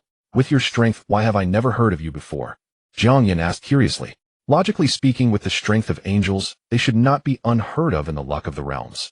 Unless no one had ever been favored. Holy Lord, heaven governs faith and destiny, everything has its arrangement. Before your appearance, no one had received the favor of destiny. Enlil smiled slightly, just like that world that obtained the sealed heart of the angel, which consumed nearly 300 billion faith power, was about to awaken me, but ultimately failed at the last moment. Enlil said without hesitation, the previous Holy Lord was a face control. Full of reasons, Jiang Yan suddenly pointed to the goblin below, drooling. What if fate guides him to become the Holy Lord? Enlil said without hesitation, the previous Holy Lord was a face control. Full of reasons, Jiang Yan fell silent. Holy Lord, you need not worry. Enlil's voice turned soft. The prophecy of the previous Holy Lord only lasts until this moment. For now, you are the only faith. From now on, fate will follow your arrangements. We will stand behind you and fight for you. Jiang Yan looked at the powerful and devout six-winged angel before him, recalling the scenes of the Divine Kingdom's destruction and the fall of the Federation in his past life. He suddenly found it difficult to distinguish whether this was an implant of the luck of the realm's background, or if there truly existed a powerful entity that could transcend the timeline to bring all this about. After all, their understanding of the luck of the realms was too limited, and the few conclusions they had were merely unfounded speculations. Jiang Yan decided not to dwell on it further, and tentatively asked, since you say, I am the Holy Lord, how do I summon other angels? Enlil nodded slightly. I was just about to report this matter to you. You need to form a contract with us to accept our allegiance. Contract? Jiang Yan was puzzled, and was about to ask. The other party knelt on one knee again, their expression serious, and raised their hands, presenting a slightly smaller angel's heart that emitted a soft glow. A prompt from the luck of the realms echoed in his mind. The herald of the powerful civilization lost in myth, the awakened seraph Enlil, requests to form a subservient contract with you, becoming your kin. Do you agree? Special note, after forming the contract, your initial kin after clearing the dungeon will be fixed as the Angel Clan unique tier and cannot be changed. I agree. Jiang Yan's pupils constricted as he confirmed without hesitation. He never expected that the item he casually bought from the time-traveling merchant would not only summon a powerful six-winged angel, but also come with a unique tier kin. It should be known that even after clearing a master-level dungeon, one could only choose to retain or randomly select from a tier of legendary to mythic kin. There was absolutely no reason to refuse. The contract has been successfully formed and will take effect after you clear the dungeon of the Fallen Light Dragon King master level. Due to your acquisition of the loyalty of the angel clan, you have learned the true properties of the lost divine item sealed heart of the angel. Jiang Yan took the angel's heart and instinctively looked at it. Fate's decree of the Holy Lord tier unique. Type gem inlay. Effect displays after inlaying removable or different equipment has different effects. Special note, whoever awakens this item becomes the new Holy Lord. Jiang Yan was momentarily dazed, staring at the record panel of the luck of the realms blinking hard. No changes. Unique tier kin, unique tier inlay gem, and a powerful six-winged angel. As long as he cleared the dungeon and became a formal lord, he would obtain all of this. This was a perfect start, far surpassing his past life.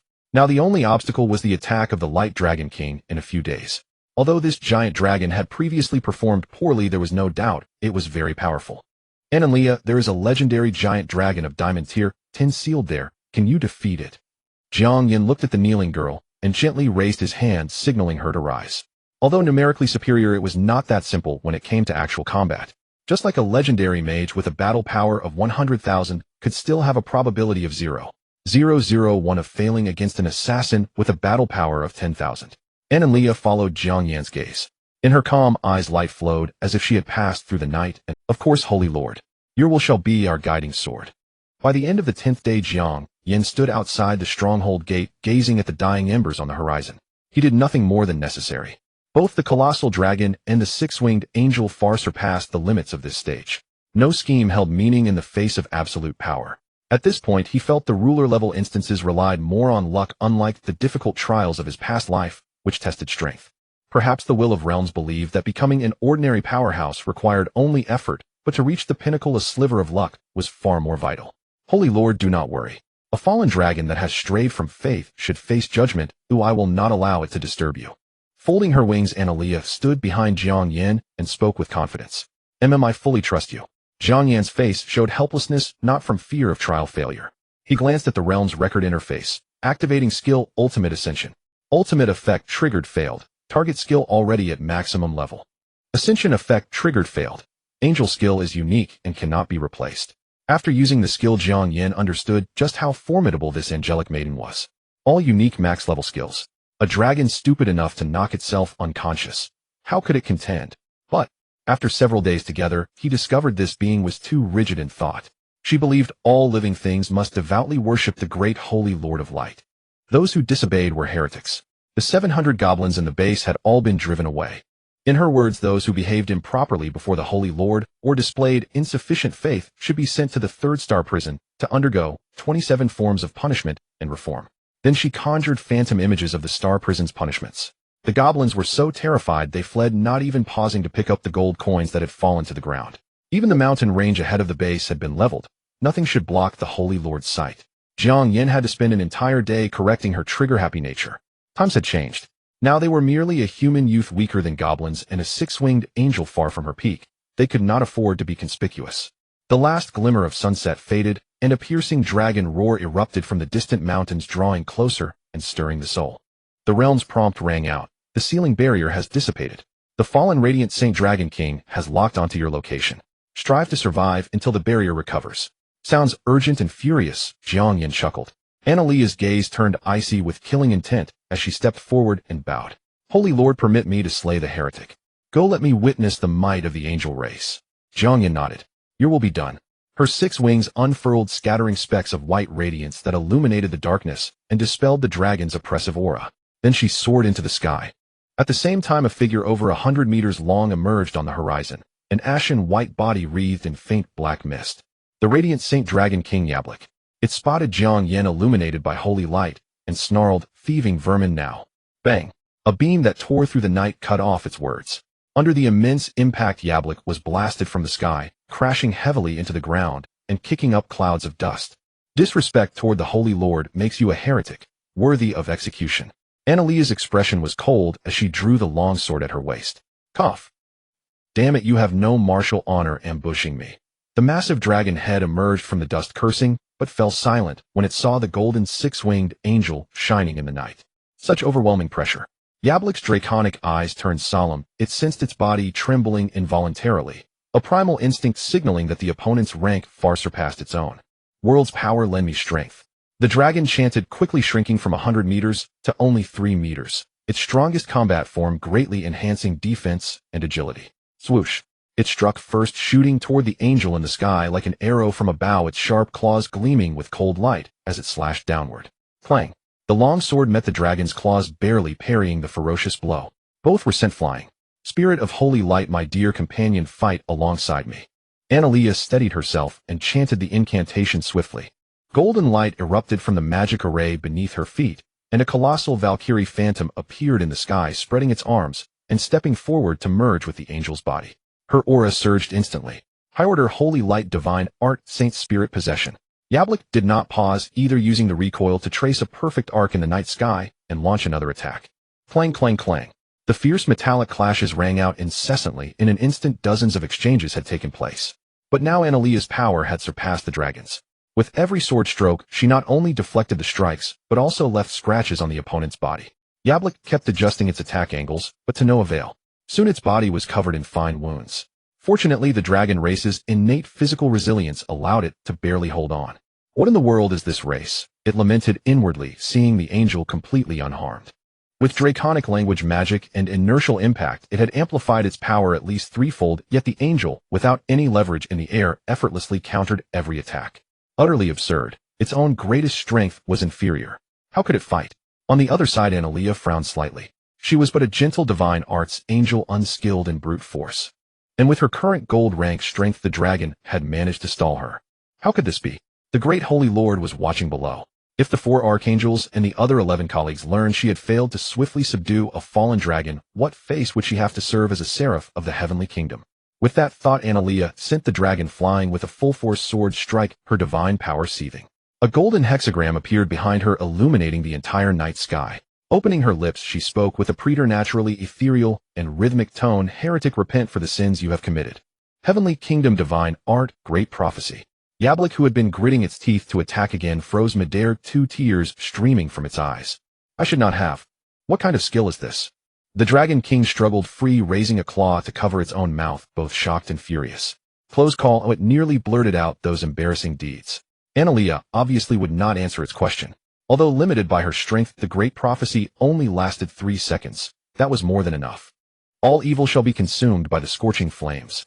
As she chanted, holy flames blazed up on her longsword, pointing toward the dragon in the sky. A hexagram formation simultaneously appeared above its head. An icy voice intoned flame's judgment. Yablik's expression twisted, it barely curled into a ball before being engulfed by boundless sacred fire. Countless golden beams rained down from the upper hexagram like a storm. Boom.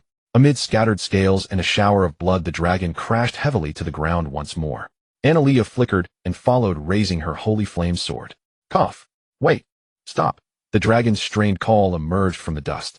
Analea paid no heed, her hand unyielding as the blazing longsword descended without pause. And wait. Jiang Yan interjected. The sword halted a centimeter from the dragon's head. In the firelight, the radiant Saint Dragon King looked exceptionally wretched. Its body was covered in wounds of all sizes, blood streaming freely. The massive dragon head drooped to the ground, barely alive. Hold on, I have something to say. Jiang Yan looked at it, suddenly recalling earlier troubling inconsistencies, and blurted out, don't tell me you want to surrender. How did you know? Yabalik forced his eyes open, astonishment flooding his gaze. Jiang Yan smiled without replying. It was easy to deduce. Earlier in the barrier, stealing treasures could still be explained as a moment of blind fury, losing composure, and committing foolish acts. But in the recent battle, it was obvious that the opponent had been holding back. 2 possibilities. 1, the opponent was truly foolish. In that case, without a doubt, Jiang Yan, who had led troops to plunder the treasury, should be his greatest target of vengeance. 2, the opponent was pretending to be foolish. Then, when at a disadvantage, he should have attacked Jiang Yan, who had no combat ability to distract Analea, buying himself a slim chance. But instead he, a mere level 1 rookie, stood in such a conspicuous spot, yet the great dragon didn't even glance at him, obstinately fixated on battling the mighty angel. Deliberately losing to the trial taker left no other explanation except the desire to surrender. The only thing Jiang Yan couldn't figure out was the reason behind it. Of course, he could just ask directly. Anna cast a healing spell on it. Watching the dragon perk up slightly, Jiang Yan said with interest, you may speak. Yabalik raised his massive dragon head, blinked vigorously a couple of times, and squeezed out 2 teardrops. Us working folks suffer. Outsiders all think we're cruel, merciless great demons, leaving corpses strewn across fields and no survivors every time we appear. But the truth is, I have 0 dragon rights. When needed, I'm unleashed 247. When not needed, I'm frozen solid. Unable to feel the flow of time, eyes not even closed, and guess what? Time to work again. No salary, no freedom. I've worked for over a decade. My fiancé ran off, my online romance fizzled, and the sugar mommy found a new lover. Stop, get to the point. Jiang Yan frowned, cutting him off. This guy was really hamming it up. Fine, Yabalike muttered reluctantly. In short, I've been thinking about quitting every single moment. But the precondition is that a challenger must defeat us, then I can be bound to them through a contract and escape. Unfortunately, under the rules of the realms, we gatekeepers must outwardly act according to the regulations. We absolutely cannot hold back, we must go all out. The challengers before were far too weak. Even when I secretly tried to find opportunities to help, it was useless. Until I saw you, kid. Oh. Analia sliced off a chunk of dragon flesh with her sword, and said coldly, do not disrespect the Holy Lord. Ahem, until I beheld you, I saw at a glance that you were a peerless prodigy. I'm not boasting. Even a god couldn't bypass my 108 prohibitions to steal. Borrow my treasure vault. That at least proves you have a formidable innate talent. So at that moment I resolved to take a gamble. After all, as you know, there are very few participants in the Lord-level trials, and even fewer when it's my turn to appear. I must believe this is the once-in-a-lifetime opportunity for me. Please accept me as your companion. With that, Yabalike raised his dragon claw and etched a contract array. A prompt from the realms sounded in Jiang Yan's ear. The fallen radiant Saint Dragon King Yabalike requests to sign a companion contract with you. Do you agree? Note this contract is an equal contract terminable unilaterally. Jiang Yan narrowed his eyes, ignoring it, and instead looked at the angel maiden beside him. Anna, you mentioned earlier that you are but one of the 12 seraphim. Does that mean there are 11 others like you? Yes, but my office is that of a divine art seraph, a clerical position. My frontal combat strength is relatively weak, ranking 10th. Moreover, above us are 4 grand archangels, any of whom can effortlessly annihilate us. Analia answered honestly. Hearing this, the dragon's expression shifted dramatically. He secretly recited a dragon tongue truth detection spell. Oh, Jiang Yan became intrigued. Can you introduce the 4 grand archangels to me? Analia hesitated slightly, and said, Holy Lord, the 4 lords wish to speak to you in person. Of course, if you wish to know your subordinate, can describe them. But I hope that when they descend in the future you will put in a good word. Then forget it. Jiang Yan shook his head with a wry smile, then turned to the dragon who had been left hanging. What were you saying just now, eh? Yabalike sank his dragon head even lower. He quietly withdrew the previous contract and re-engraved the array. Great Holy Lord, I hope you will accept my allegiance. The realm's prompt sounded again. The fallen radiant Saint Dragon King Yabalike requests to sign a subordinate contract with you. Do you agree? Please note, after signing, the other party will become your subordinate, and without violating the contract will accept your order. This was one of the most commonly used contracts in the realms. As long as one did not deliberately insult, attack, or order the other to their death, the other party must obey commands. Agreed. Jiang Yan signed the contract after a brief consideration.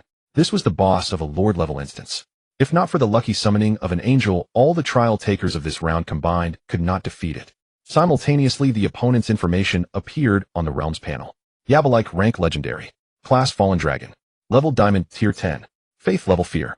Proficient skills dragon breath, dragon tongue, magic, dragon king physique. Overall rating 43622. Special note, Yabalike was originally proficient in holy light magic, but after his fall he lost the favor of light and can no longer use related powers. Why is the rating lower? Jiang Yan paused briefly, then quickly understood. Indeed, the entire treasury had been emptied. Lacking some equipment and item boosts, it was natural that his combat power had decreased. Anna, heal him, Jiang Yan ordered. Since he was now one of their own, it wouldn't do to leave him collapsed there. Analia nodded, put away her long sword, and chanted an incantation. Holy light, revive, all things heal. A thick beam of golden light descended from the sky, landing on Yabalike. Soon the external wounds began to close. At the same time, a prompt came from the realms. Please note, since the gatekeeper has been defeated, the instance fallen radiant Saint Dragon King will end in 1 hour. After the instance ends, the top 100 trial takers in the overall ranking of this region will qualify to enter the inheritance tower. Please prepare. Now it was just waiting for the end. Jiang Yan let out a long sigh. Master, I have something to report. We must hurry or we'll miss a great opportunity. At that moment, the healed Yabalike, as if recalling something, spoke up. Are you sure there's such a rule? Jiang Yan exclaimed, dumbfounded. Yes, I have a dragon pen pal who is also a merchant wandering the realms. He told me that one of the rules of trade is credit. Of course, provided you have enough credibility and status. Yabalike vouched with absolute certainty. Even if what you say is true, none of us seem to meet the conditions. Jiang Yan shook his head. This time it was Yabalike's turn to be astonished. He lifted his dragon claw and pointed at himself, exclaiming loudly, How could that be? I, the legendary radiant holy dragon King Yabalik. My name alone is worth 100 million soul crystals. Not to mention this lady who is even more powerful than me. Yabalik's voice suddenly lowered a notch as he turned to look at the six-winged angel beside him, hesitatingly said, "Pardon me, your excellency, would such a transaction as credit be against your faith? The holy light created the world. The Holy Lord carries out the will of the holy light. All living beings should offer their devout faith, including their possessions. This is their honor." Analea said with composure. "Indeed it is their honor." Yabalik immediately chimed in. Jiang Yan was momentarily stunned. He looked at the two. One was an overly confident woman who had just awakened after countless ages of slumber, the other a dragon cum workhorse that had been sealed for eons. What gave them the confidence to get credit from a demigod? One must know that this was a being utterly obsessed with money. But, thinking of that legendary bow and the contract that could summon golden tier warriors. At worst ID, just lose face. Jiang Yan abruptly stood up. "Let's go. No time to lose. Yabalik, fly us there." At the northeastern corner of the island, inside a dilapidated pavilion, the red-nosed old man materialized the soul crystals he had earned one by one, humming a tune and happily counting them. 1999, 2000, 2001. Who would have thought that something I picked up by chance would sell for so much money? But something that remains intact even after the world's destruction must have its secrets. I don't think I cheated the buyer. It's in line with trade rules. This world is about to close. It's time to leave. The previously excited space-time merchant's smile froze. He looked toward the horizon, sniffed hard with his nose, and his expression changed drastically. Damn, trouble's coming. He hurriedly put away the soul crystals, secured his wine flask, and lifted the huge cloth sack with both hands, ready to slip away. But he was too late. A dragon over 100 meters long, and a breathtakingly beautiful maiden with 6 wings blocked him from front and back. No, there was also a man hiding behind a rock. The red-nosed old man sniffed, and his face turned furious. What a treacherous bunch. They even hid someone to ambush. Yabalik, what do you want? And you behind the rock, come out. Old sir, long time no see. Jiang Yan stepped out from behind the rock, looking embarrassed. It's you, boy. The aura of poverty. If you have no money, why are you here? I tell you, I'm very strong. The red-nosed old man squinted, guarding his cloth sack warily. Well, I have no experience with this. Who'll give a demonstration? Jiang Yan spread his hands and looked at the other two. As the most devout believer, Analea naturally would not ignore Jiang Yan's plea. She flew forward and said nonchalantly, "Feeble goblin.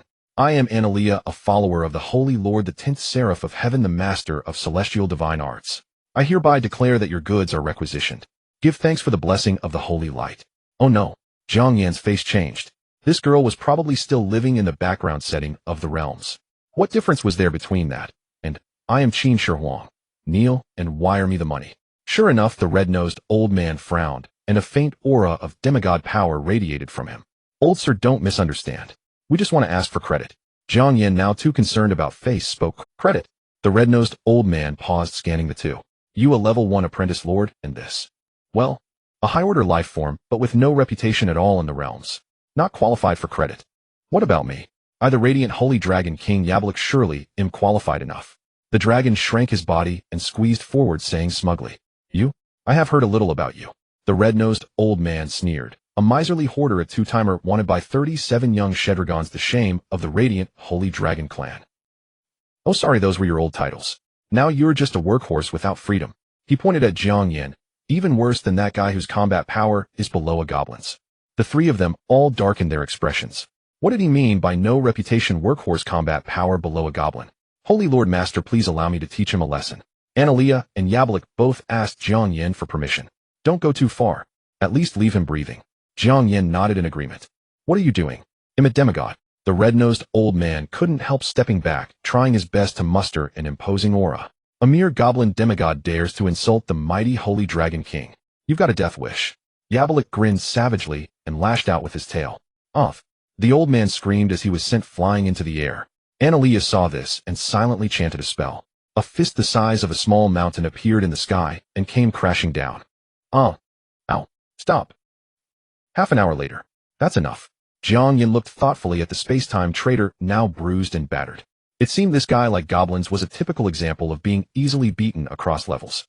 "Yes, Holy Lord." Analea dismissed her magic and returned behind Jiang Yan. Yabalik also reverted to his true form, ready to carry both of them away. "Let's go." Jiang Yan felt regret. Under such circumstances, credit was clearly out of the question. "Wait." Just as they were about to leave, the red-nosed old man struggled to his feet and blocked their way. You can choose one item. Old sir, although we were a bit excessive, you started with verbal attacks. You can't just cheat.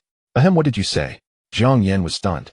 The red-nosed old man said reluctantly, you defeated me. According to the special trade rules of the novice area in the realm's force, is also a form of fair trade. He waved his hand and threw the list to Jiang Yan, urging, all right, pick quickly and get lost. I'm really unlucky to run into a freak like you, an apprentice lord who actually managed to gain the allegiance of a keeper and has such powerful vassals. He'll have to strengthen my avatar next time. Then, thank you, old sir. Jiang Yan bowed and said solemnly, I will remember this kindness and repay it someday. Saying this, he looked at the list in his hand. As for what to choose, he had already considered it on the way. Facing the upcoming trial of the Heritage Tower, nothing was more important than immediate combat power. I choose the employment contract, Great Swordsman. Congratulations, Challenger Jiang Yan, for clearing the instance, Fallen Giant Dragon's Wrath, and officially activating Lord status. The talent, Utmost Sublimation, has been permanently acquired. Detected that the challenger has bound the heart of an angel, the temporary tribe of goblins has been dismissed. The unique tribe angel has been obtained and will take effect upon officially entering the abyss. Regional leaderboard, global leaderboard, interrealm trading center, interrealm forum, etc. have been unlocked. Cleared the dominator level instance and earned 16 survival points. Notifications flooded in one after another. Jiang Yan scrolled through the information window, locating the two most important ones. Congratulations, you have become the top scorer in this region's trial assessment, earning the qualification to challenge the Inheritance Tower. Do you wish to be teleported immediately? No. Please prepare quickly. Forced teleportation will occur in 30 minutes. Jiang Yan then looked at another notification. Congratulations on clearing the Dominator level instance. You have earned one chance to draw a profession. Since you have also obtained the qualification to challenge the Inheritance Tower, you may choose to retain this drawing opportunity and obtain a profession with higher weight after completing the challenge. This is another advantage of lords over class-based professionals. Not only do they have a large tribe, but they can also undergo class change themselves. I choose to retain, Jiang Yan said without hesitation. In his past life, he underwent class change right after the assessment merely to add some combat power and climb higher in the Inheritance Tower. But now it was clearly unnecessary. In the presence of the powerful Six-Winged Angel and the Giant Dragon, his combat strength was negligible, so he could pursue a higher ceiling. Jiang Yan said without hesitation. In his past life, he underwent class change right after the assessment merely to add some combat. This was the mercenary contract Great Swordsman, worth 3500 soul crystals. A flash of light passed, and 12 fully armored warriors appeared before him. Lord. Jiang Yan looked up. Great Swordsman. Race human. Level gold tier 10. Faithful. Skills heavy strike armor break shield wall. Comprehensive combat power 1288. This was a mid to high tier unit among humanoid tribes, incomparable to angels or dragons, but already quite formidable, possessing the potential to advance to Diamond Tier 10. Even under ordinary divine lords, they counted as elite combat units. Moreover, Jiang Yan smiled faintly and said, I shall grant you greater strength. The talent skill activated. Utmost effect triggered successfully. Sublimation effect triggered successfully. Lines of notifications scrolled by, and Jiang Yan skimmed past the upgrades of heavy strike and armor break. After all, no matter how much their offensive skills evolved, they could not match a casual strike from Analia. However, two warriors sublimated the shield wall skill into the law skill, where the shield stands, I stand, giving Jiang Yan a pleasant surprise. He looked at the skill description. Where the shield stands, I stand. When using shield-type weapons, designate a target to protect. Unless the user dies, no attack can bypass the shield to harm that person. Currently, he himself had no combat ability, so this skill removed many worries. Excellent. Jiang Yan swept his gaze across the Great Swordsman with satisfaction. Thanks to the skill upgrades, their ratings had generally risen to around 2,000, forming a not insignificant force. Prepare yourselves for the upcoming Inheritance Tower challenge. We serve the Lord with pleasure. They responded in unison. Meanwhile, while Jiang Yan was preparing for battle with high spirits, a huge commotion had erupted outside. Federal Military Academy. Several elders stared intently at the ranking interface, awaiting the assessment results. I wonder how many will break through the difficult level this year. In the command department class, 1 Yemo, Jiang Yan, Lu He by E, and a few others have potential. They should have a chance. As for the rest, it's hard to say. The pressure on the frontline war is too great. Several deities are at their limits. If the lower planes fall, the consequences would be disastrous. Alas, it's all because we old bones are useless, passing all the pressure onto these young ones. They had all chosen the hero or even deadly difficulty assessments for the Federation, but lacked luck and regrettably failed. The elders sighed and fell into silence. At that moment, the virtual screen's ranking flickered. They perked up and leaned in. Number of Dominator level clears 1. Number of difficult level clears 1. Number of normal and elite level clears 12. Only one difficult level passed. That's bad. One elder glanced first, his heart sinking. Wait, this is... He glanced again, feeling his blood race, and couldn't help blinking hard. Slap. Another elder slapped his thigh. Could it be a machine malfunction? One said cautiously. That shouldn't be. It's directly managed by the highest intelligence. You fools, if it's really Dominator level, it must be ranked first. Just look at the realm leaderboard, and you'll know. The others suddenly understood, connected, and opened the current regional leaderboard. First place, a Yuanqing Federation Jiang Yan Dominator level. Second place, a Xinghuan Empire Luo Qianyu Deadly level. Third place, a Xinghuan Empire Luo Chenhera level. Fourth, it really is Dominator level. Jiang Yan from Command Class 1. Unbelievable, how did he do it? I remember that kid, he performed excellently in virtual combat classes. Two elders remarked, expressions somewhat gratified. Not good, we must report this immediately. Another, as if suddenly struck by a thought, immediately opened a communication channel. Yes, quickly. The others understood as well. The realm had no anonymity, this couldn't be hidden. No one had ever cleared the Dominator level assessment. Without a doubt, Jiang Yan was about to receive immense. Even the lofty Xinghuan Empire, which might not stoop to competing with subsidiary civilizations for a difficult level, or even hero-level talent, would never let go of an unprecedented Dominator level. We must find a way to keep him. Meanwhile, at the Xinghuan Empire Embassy to the Federation, a long-range directional teleportation portal lit up, and a humanoid man in a specially made teleportation suit stepped out. Your Highness. A group of embassy officials had already been waiting outside. The man nodded slightly and tossed out a token. His Majesty's oral decree, spare no expense to recruit Jiang Yan. As you command. They bowed, showing no surprise. As members of the Xinghuan Empire, they knew far more secrets than lower civilizations. Ordinary civilizations thought that clearing the Dominator level assessment merely meant a higher starting point and greater potential. They did not know that it represented an unimaginable qualification. An ambassador stood and said, Your Highness, I have sent people to collect all relevant information on Jiang Yan. This is the plan we have discussed. Please take a look. Oh, not bad. The man glanced through it, a smile spreading across his face. In the dim void, a tower soaring into the clouds stood eternally, twinkling nebulae vast as an abyss. The entire tower had 20 layers, each layer a world of its own. At that moment, spatial gates opened one after another outside the tower, and examinees from various temporary planes descended. And back. Jiang Yan stepped out of the spatial gate, gazing at the tower with some emotion. Behind him, Analia folded her wings and stood silently. This combination immediately drew the attention of those nearby. What race is that creature? How beautiful. That pretty boy is so lucky. Its rank is also high. My lava lizard is too scared to approach. Should keep your voice down. Don't you look at the rankings? That should be a six-winged angel, and he is Jiang Yan. He is Jiang Yan, the one with 10 times the combat power of the second. The murmurs paused. Some people stopped in place, evidently communicating within the realms. Regional total combat power ranking. First place, Jiang Yan, combat score 174,668. Second place, Luo Qianyu, combat score 16,913. Third place, regional clan ranking. First place, Six-Winged Angel, score 99,999. Owner Jiang Yan. Second place, Light Sacred Dragon King, score 51,233. Owner Jiang Yan. Third place, Two-Headed Demon Bear, score 3,722. Owner Zakalosi. Fourth place. Soon the relevant information spread among the crowd. Most people instinctively kept their distance from Jiang Yan, their eyes carrying some curiosity. They could stand out from billions of examinees, naturally not being fools. Although in terms of status, they basically came from high-level civilizations, while Jiang Yan was merely a native of a second-level civilization. But this identity was insignificant to the extraordinary who passed the realm's trial.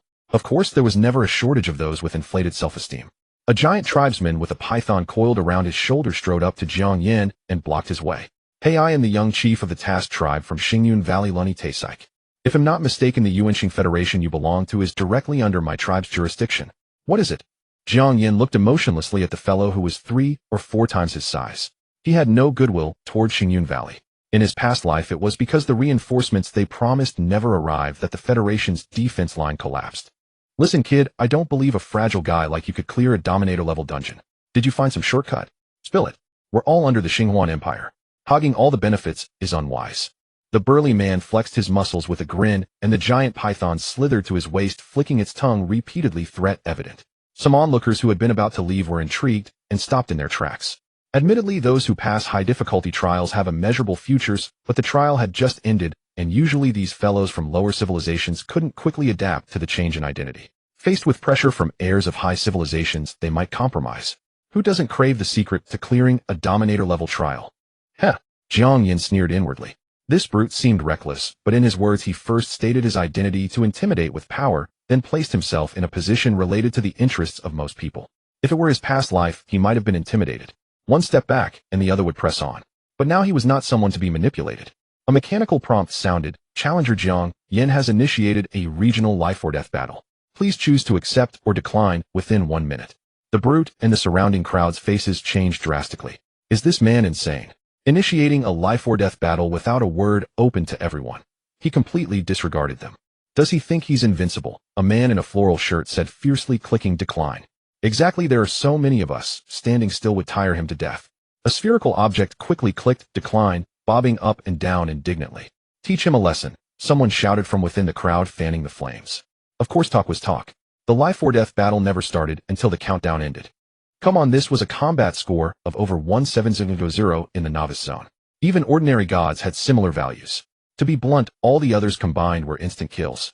If you dare not accept, get lost, Jiang Yan said flatly, and walked straight toward the blocking brute. At the moment of collision, Analaya's wings fluttered lightly, blowing him aside like trash. You. The brute's face couldn't bear it, and he couldn't help threatening. Don't think clearing Dominator level makes you invincible. Just a mere second-level civilization. Jiang Yan stopped and said with sincere eyes, you should be glad that attacks are not allowed here. But if you say one more word, I won't mind tracking down your abyss world and sending you to meet Satan. The brute's face flushed red. His mouth opened and closed, but in the end, he dared not continue his rant. Times had changed. In the past, such directly subordinate lower civilizations could be crushed by sending a single fleet.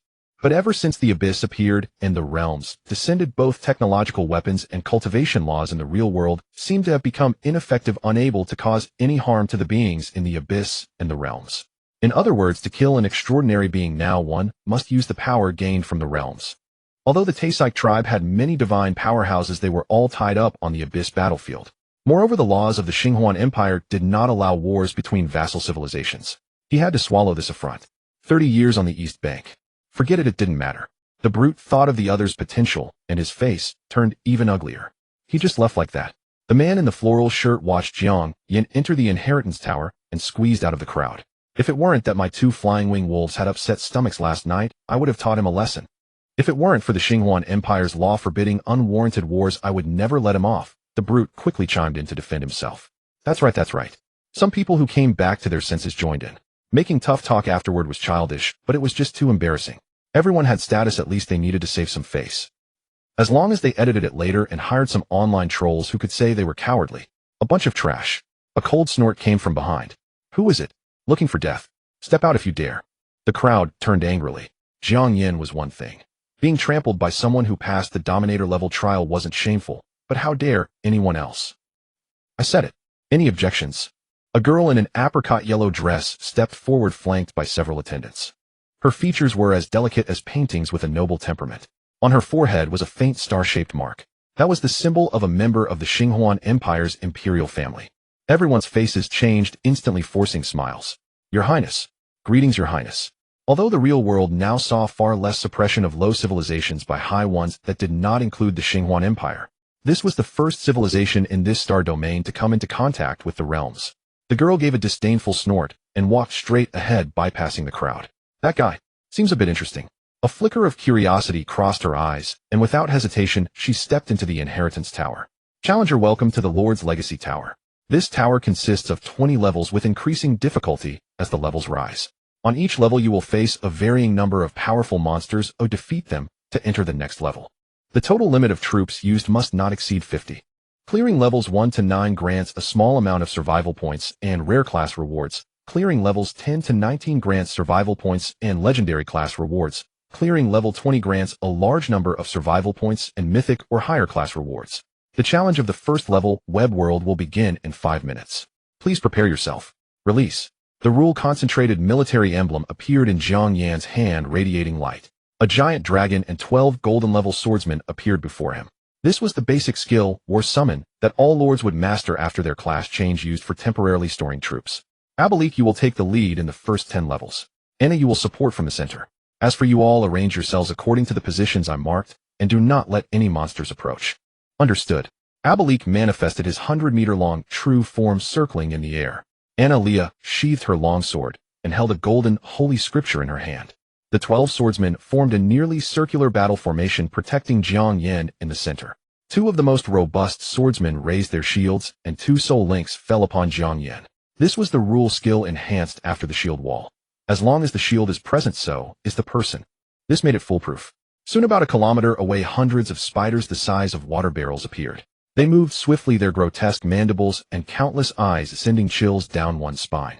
These were mother spiders capable not only of spewing venom, but also splitting off several smaller spiders from their bodies upon death. Before their information spread widely, they had unknowingly caused the demise of countless lords. In his past life, Jiang Yan had barely passed using his astonishing speed and the maneuverability of his centaur archer kin. However, this time seemed a bit too easy. Abalik folded his wings and swiftly swooped down, a powerful storm sweeping the spiders away. Crawlers trembled beneath the great radiant dragon king. Abalik excitedly unleashed torrents of dragon breath, turning these mother spiders into ashes, leaving even the smaller ones with no chance to split. Compared to the mighty dragon, these spiders were utterly weak. Soon there were hardly any left. Leave one alive, do not injure it. Jiang Yan was moved and commanded. Yes, master. Abalik landed beside the last mother spider, retracting his sharp claws and carefully pinching one of its legs to fly back. Anna, can you make it stay still? Of course, Holy Lord. Leah nodded, flipping through the holy scripture and chanting a spell. When the holy light is enraged, even the wind stands still. A beam of light descended as if bound by invisible chains, causing the previously struggling spider to suddenly quiet down. Jiang Yan took out the dagger he had swiped from the goblin assassin and approached, stabbing down. Clang! It did not penetrate. The mother spider rotated its eyes as if silently mocking him. Abalik's expression was strange, his dragon claws tightly covering his mouth. Jiang Yan forgot that he had not class changed yet, feeling a bit frustrated. You have received the blessing of holy light magic, significantly boosting all attributes. The prompt from all realms echoed in his ears. Holy Lord, try again. Leah stepped forward and said softly. As expected, angels are considerate. Jiang Yan picked up the dagger again and struck. Another stab. Thud. Thud. The dorsal epidermis has average strength, withstanding about 100 megapascals. The abdominal defense is weak. The left side of the chest seems to be a vital point, reacting violently when hit. The leg's keratin is hard, making it difficult for ordinary weapons to sever. Shield 1, go break off a piece of spider leg and test the toxicity. Moments later, Jiang Yan sheathed the dagger and summoned a swordsman. To facilitate naming, he referred to these 12 individuals as Shield 1 through Shield 12. Yes, Lord. He stepped forward, broke off a small leg, and pierced the tip into the epidermis, feeling carefully. It has slight toxicity, acts quickly, negligible for bronze tier, and above will cause paralysis effects for below that, and can stack. Jiang Yan nodded, recording the data he obtained one by one. Since only the top 10,000 ranked could enter the Legacy Tower each session, this led to relevant information being almost entirely monopolized by various powerful factions. For a secondary civilization like the Federation, they only had brief information for levels 15, which they had procured at a high price. As for detailed information, those factions would never sell it. In his past life, his lack of power could be excused, but now that he had the capability, he planned to create a detailed strategy. This would not only allow future challengers from the Federation to advance a few more levels, but could also be selectively sold to other civilizations for profit. Now the next step is the most important. Anna, can I borrow your angel's holy sword? Of course, Holy Lord. Leah removed her sword and handed it over. Jiang Yan used the dagger to draw several lines on the spider's body and began cutting with the angel's holy sword. Soon the internal organs, venom sacs, and various organs were extracted and neatly arranged beside him. Master, why are you so proficient at this? Abalik looked at the tragic state of the mother spider and couldn't help but ask. Oh, it's an elective course on abnormal biology dissection. I'm quite interested in the structures of those unknown yet powerful creatures. Jiang Yan replied without turning his head. Abalik couldn't help but shiver. He was merely a small dragon beaten by a six-winged angel, which should not belong to the category of unknown and powerful. This sword is nice. After a moment, Jiang Yan looked at his masterpiece with satisfaction. That should be enough. Oh, let's enter the next level. As he spoke, he finished off the half-breathing shell of the mother spider with a single strike. Meanwhile, a slowly opening door appeared in the center of the trial ground, and a familiar prompt echoed in his ears. First level of the Legacy Tower cleared, awarded survival points 1, class reward weight 1, to be collectively distributed after the settlement. Let's go. Jiang Yan took a deep breath and led the way inside. A scene completely different from the first level appeared before him. It was a world that resembled a cage. Iron pillars descended from the sky, enclosing everyone within a 5-kilometer radius. The world of death battles. Looking at all this, Jiang Yan sighed inwardly.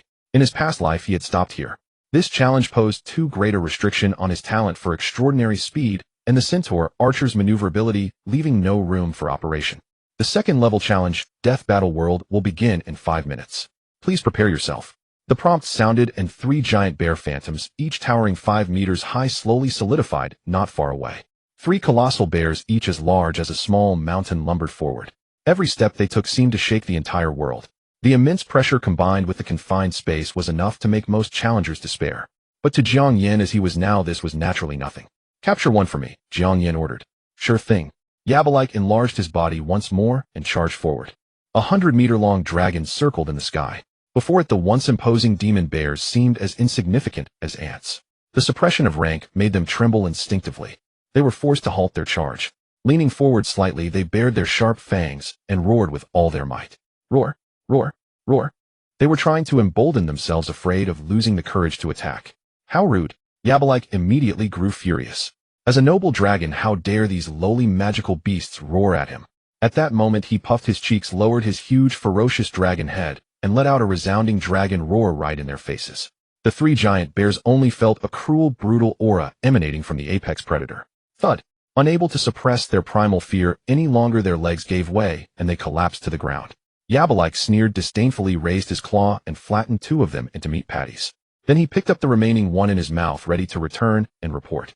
Jiang Yan, who had been watching all along, showed a complex expression. The demon bears that had left him helpless in his past life were now effortlessly annihilated. In truth, their combat strength was not weak.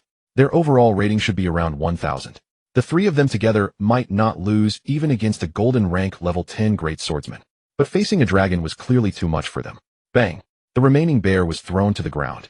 Just as it was about to resist, Analia's binding spell locked it in place. Jiang Yan drew his dagger once again and began studying the monster.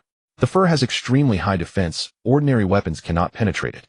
The eyes and nose are vulnerable, mark them as weak points. Static vision is poor. Magic defense is normal. One test after another proceeded methodically, and occasionally, he even had Analia cast a couple of healing spells to repeat the tests. Suddenly Jiang Yan swung the angel holy sword and chopped off a bear paw, saying, "Does anyone know how to grill bear paw? I'm a bit hungry."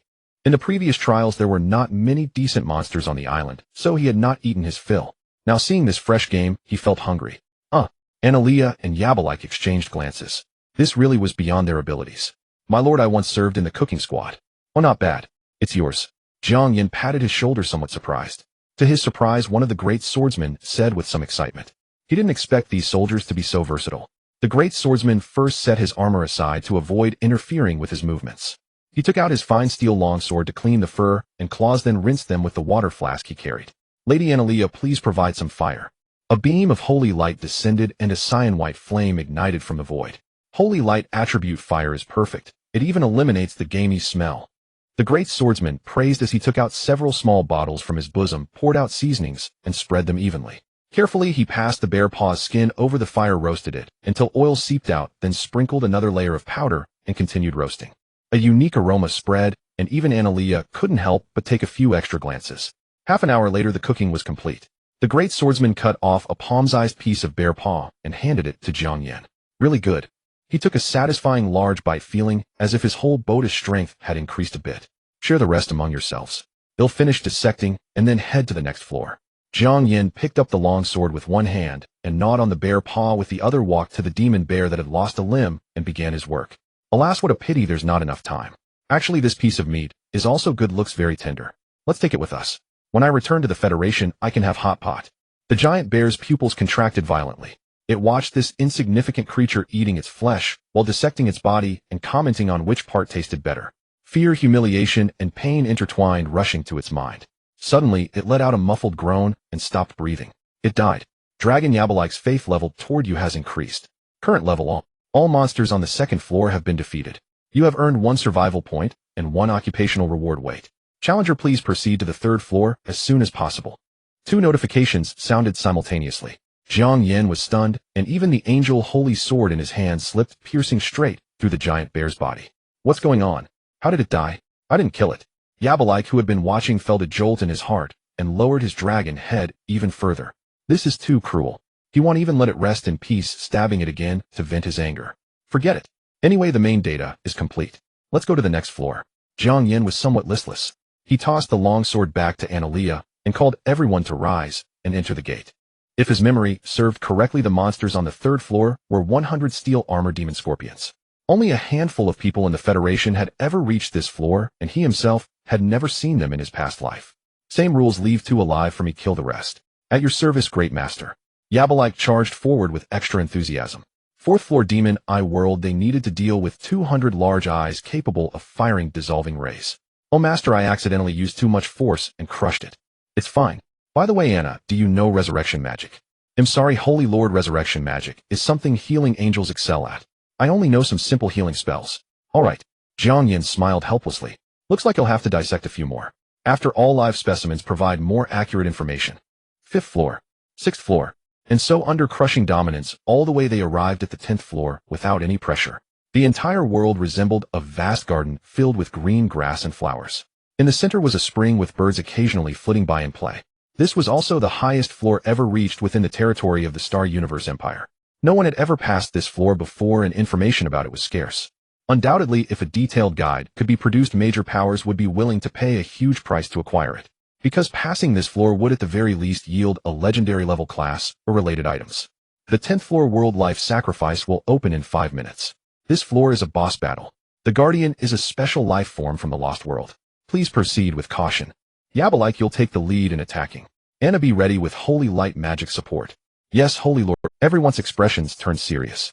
Yabalike immediately transformed into his strongest combat form and flew to the front. Children, welcome to the Garden of Life. A kind-faced old woman emerged from around the shady corner, hunched over, carrying a watering pot in her hand. She appeared utterly unremarkable. Master. Yabalike turned to Jiang Yan. If the opponent had been a terrifying monster, it would have attacked directly, but this situation left it somewhat hesitant. Jiang Yan shook his head slightly. Since she was someone who could communicate, it was a good chance to extract some information. In terms of combat power, he held an absolute advantage and feared no surprises. The 2 great swordsmen raised their shields quietly, binding their skills to Jiang Yan. Child, don't be nervous. It has been many years since anyone reached this level. Seeing this, the old woman waved her hand. A dragon, a group of powerful guards, and a high-ranking being I've never seen before. I don't want to fight such a lineup. Jiang Yan was momentarily unsure of her intentions and probed, so senior means. Hearing his question, the old woman laughed. How about this, you chat with me for a while, and this old woman will let you pass to the next level. Deal? What would senior like to talk about? Jiang Yan narrowed his eyes. He was almost certain she meant ill. The rules of transcendence did not allow such leniency from guardians. The old woman's gaze shifted to Analea. Little girl, your rank seems even higher than that dragon's. Could you tell this old woman your origins? Analea glanced at her with an expressionless face, saying nothing. She had already placed one hand on the angelic as a supreme being of the Holy Light faction, though the other party concealed it well. She could faintly sense a dark, decaying aura. Were it not for the Holy Lord's desire to gather intelligence, she would have cleaved this world apart with her sword. A flicker of anger flashed in the old woman's eyes, but she quickly composed a smiling face. It's just that I haven't encountered any living people for too long and wanted to talk. You really don't need to be so tense. With that, she turned to the great swordsman, a head nostalgia coloring her expression. Fine warriors indeed. If I'm not mistaken, you come from the Silver Radiance Empire, once an immensely powerful force. The great swordsman's expressions shifted slightly, clearly struck by her words. Jiang Yan fell into thought. So this was the background implant for these mercenaries. Or perhaps they were originally summoned by transcendence through unimaginable means from a bygone era that had already been destroyed. This was crucial information. If he remembered correctly, in a few years after the 20th Abyss trial, transcendence would release sealed world fragments for the strong to challenge. Most of these fragment worlds were remnants preserved from previous eras teeming with powerful abyss monsters, but the rewards varied vastly. Some belonged to the ruins of mighty forces, after clearing them the treasure's blueprints, and so on, were exceptionally rich. Conversely, others yielded nothing but wasted effort. The Silver Radiance Empire was a formidable power. In the future, he would do well to keep an eye out for related worlds. While Jiang Yan was pondering, the old woman continued talking to herself. Which unit are you from? Come to think of it, I have ties with the leader of the Silver White Edge. Apologies, but we only remember being from the Empire. Everything else is lost. One of the great swordsmen couldn't help but respond. Shield 7, shut up. Another great swordsman, Shield 3, glared at him and whispered a reprimand. As subordinates, they shouldn't speak without the Lord's permission. The old woman's smile widened. Since you come from the faction of an old acquaintance, it would be even more improper for me to fight. Why don't you rest a while in the garden? Drink a bowl of life spring, restore your state, and then head to the next level. With that, she took out a stack of small bowls and pointed at the spring. This is a rare treasure. It can restore both spirit and stamina. No thank you. Jiang Yan declined. If it's not too much trouble, could Senior please open the door to the next level? We've already delayed long enough. And you? She looked disappointed, turning to the great swordsman. But after what had just happened, no one dared to speak freely. They only shook their heads. Sigh. The old woman's face slowly darkened, and her laughter turned shrill. What a pity, only 3. Still too few. It seemed her true nature was about to emerge. Jiang Yan sneered, about to signal Yablik to attack, when he suddenly felt a violent palpitation. 3 gray streams of varying sizes appeared abruptly. 2 thicker ones shot toward Shield 3 and Shield 7. They had been on high alert, and with a loud roar struck with their greatswords. But it was useless. The gray streams easily shattered the adamantine greatswords, slammed into their bodies, and blasted the fully armored greatswordsmen into fragments, their blood sinking into the ground and vanishing. The remaining stream sped straight toward Jiang Yan. The angelic maiden behind him unfurled her wings to shield him at once.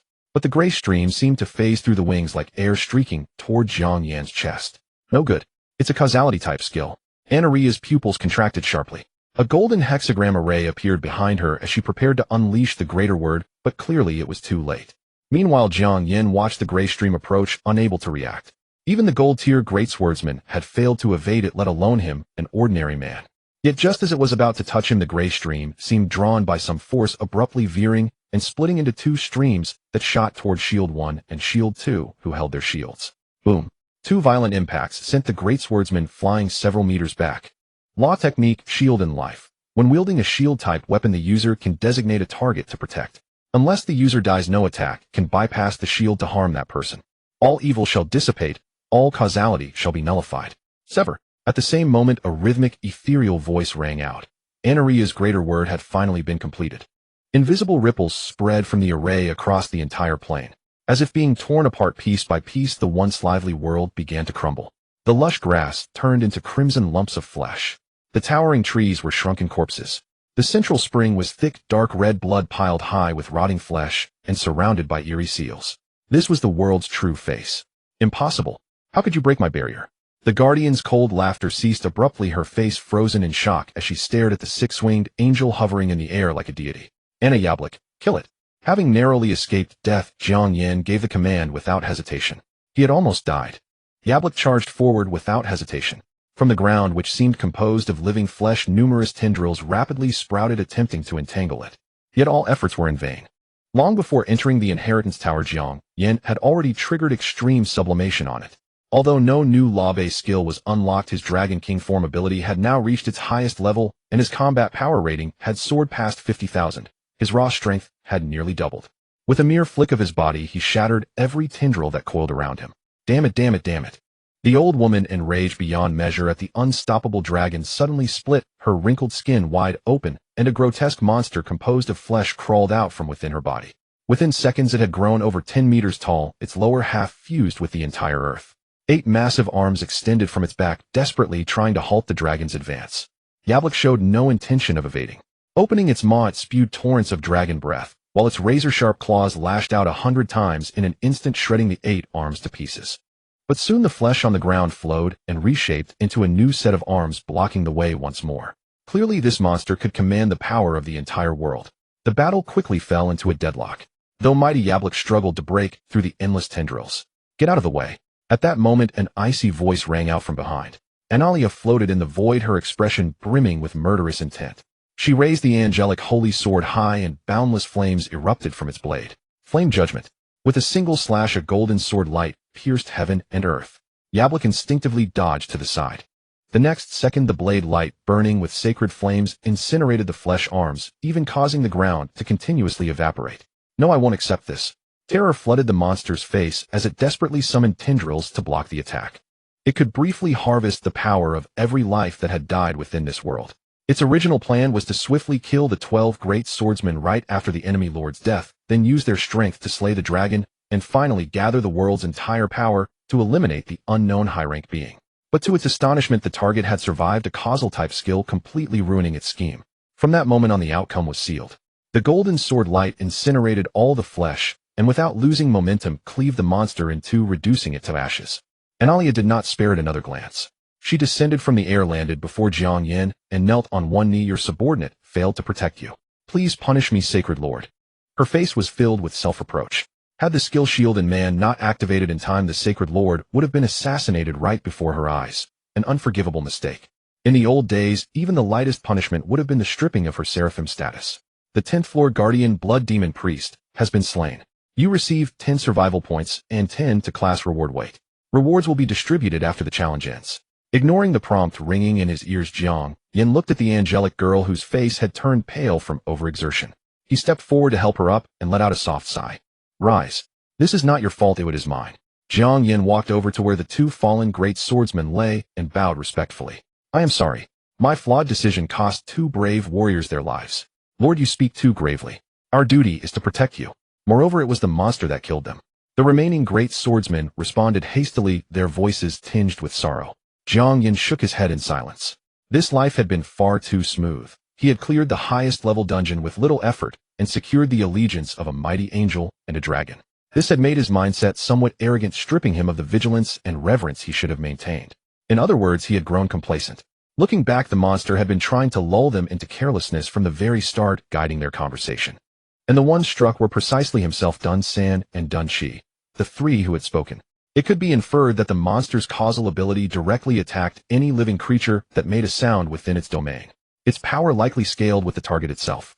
Fortunately, his own strength was nearly 0, so the blow was deflected by 2 great swordsmen who had activated their skills. This was indeed a hard-to-defend tactic, but it was no excuse to shirk responsibility.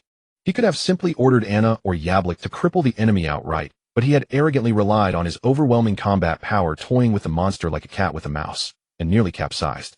Such a mistake must never be repeated. Jiang Yan silently vowed. The myriad realms hold far too many peculiar abilities. Some can ignore levels and kill instantly. The best approach is never to give the enemy a chance to act. Let's go to the next floor. Jiang Yan pulled himself together and commanded Yablik, you'll lead the assault again.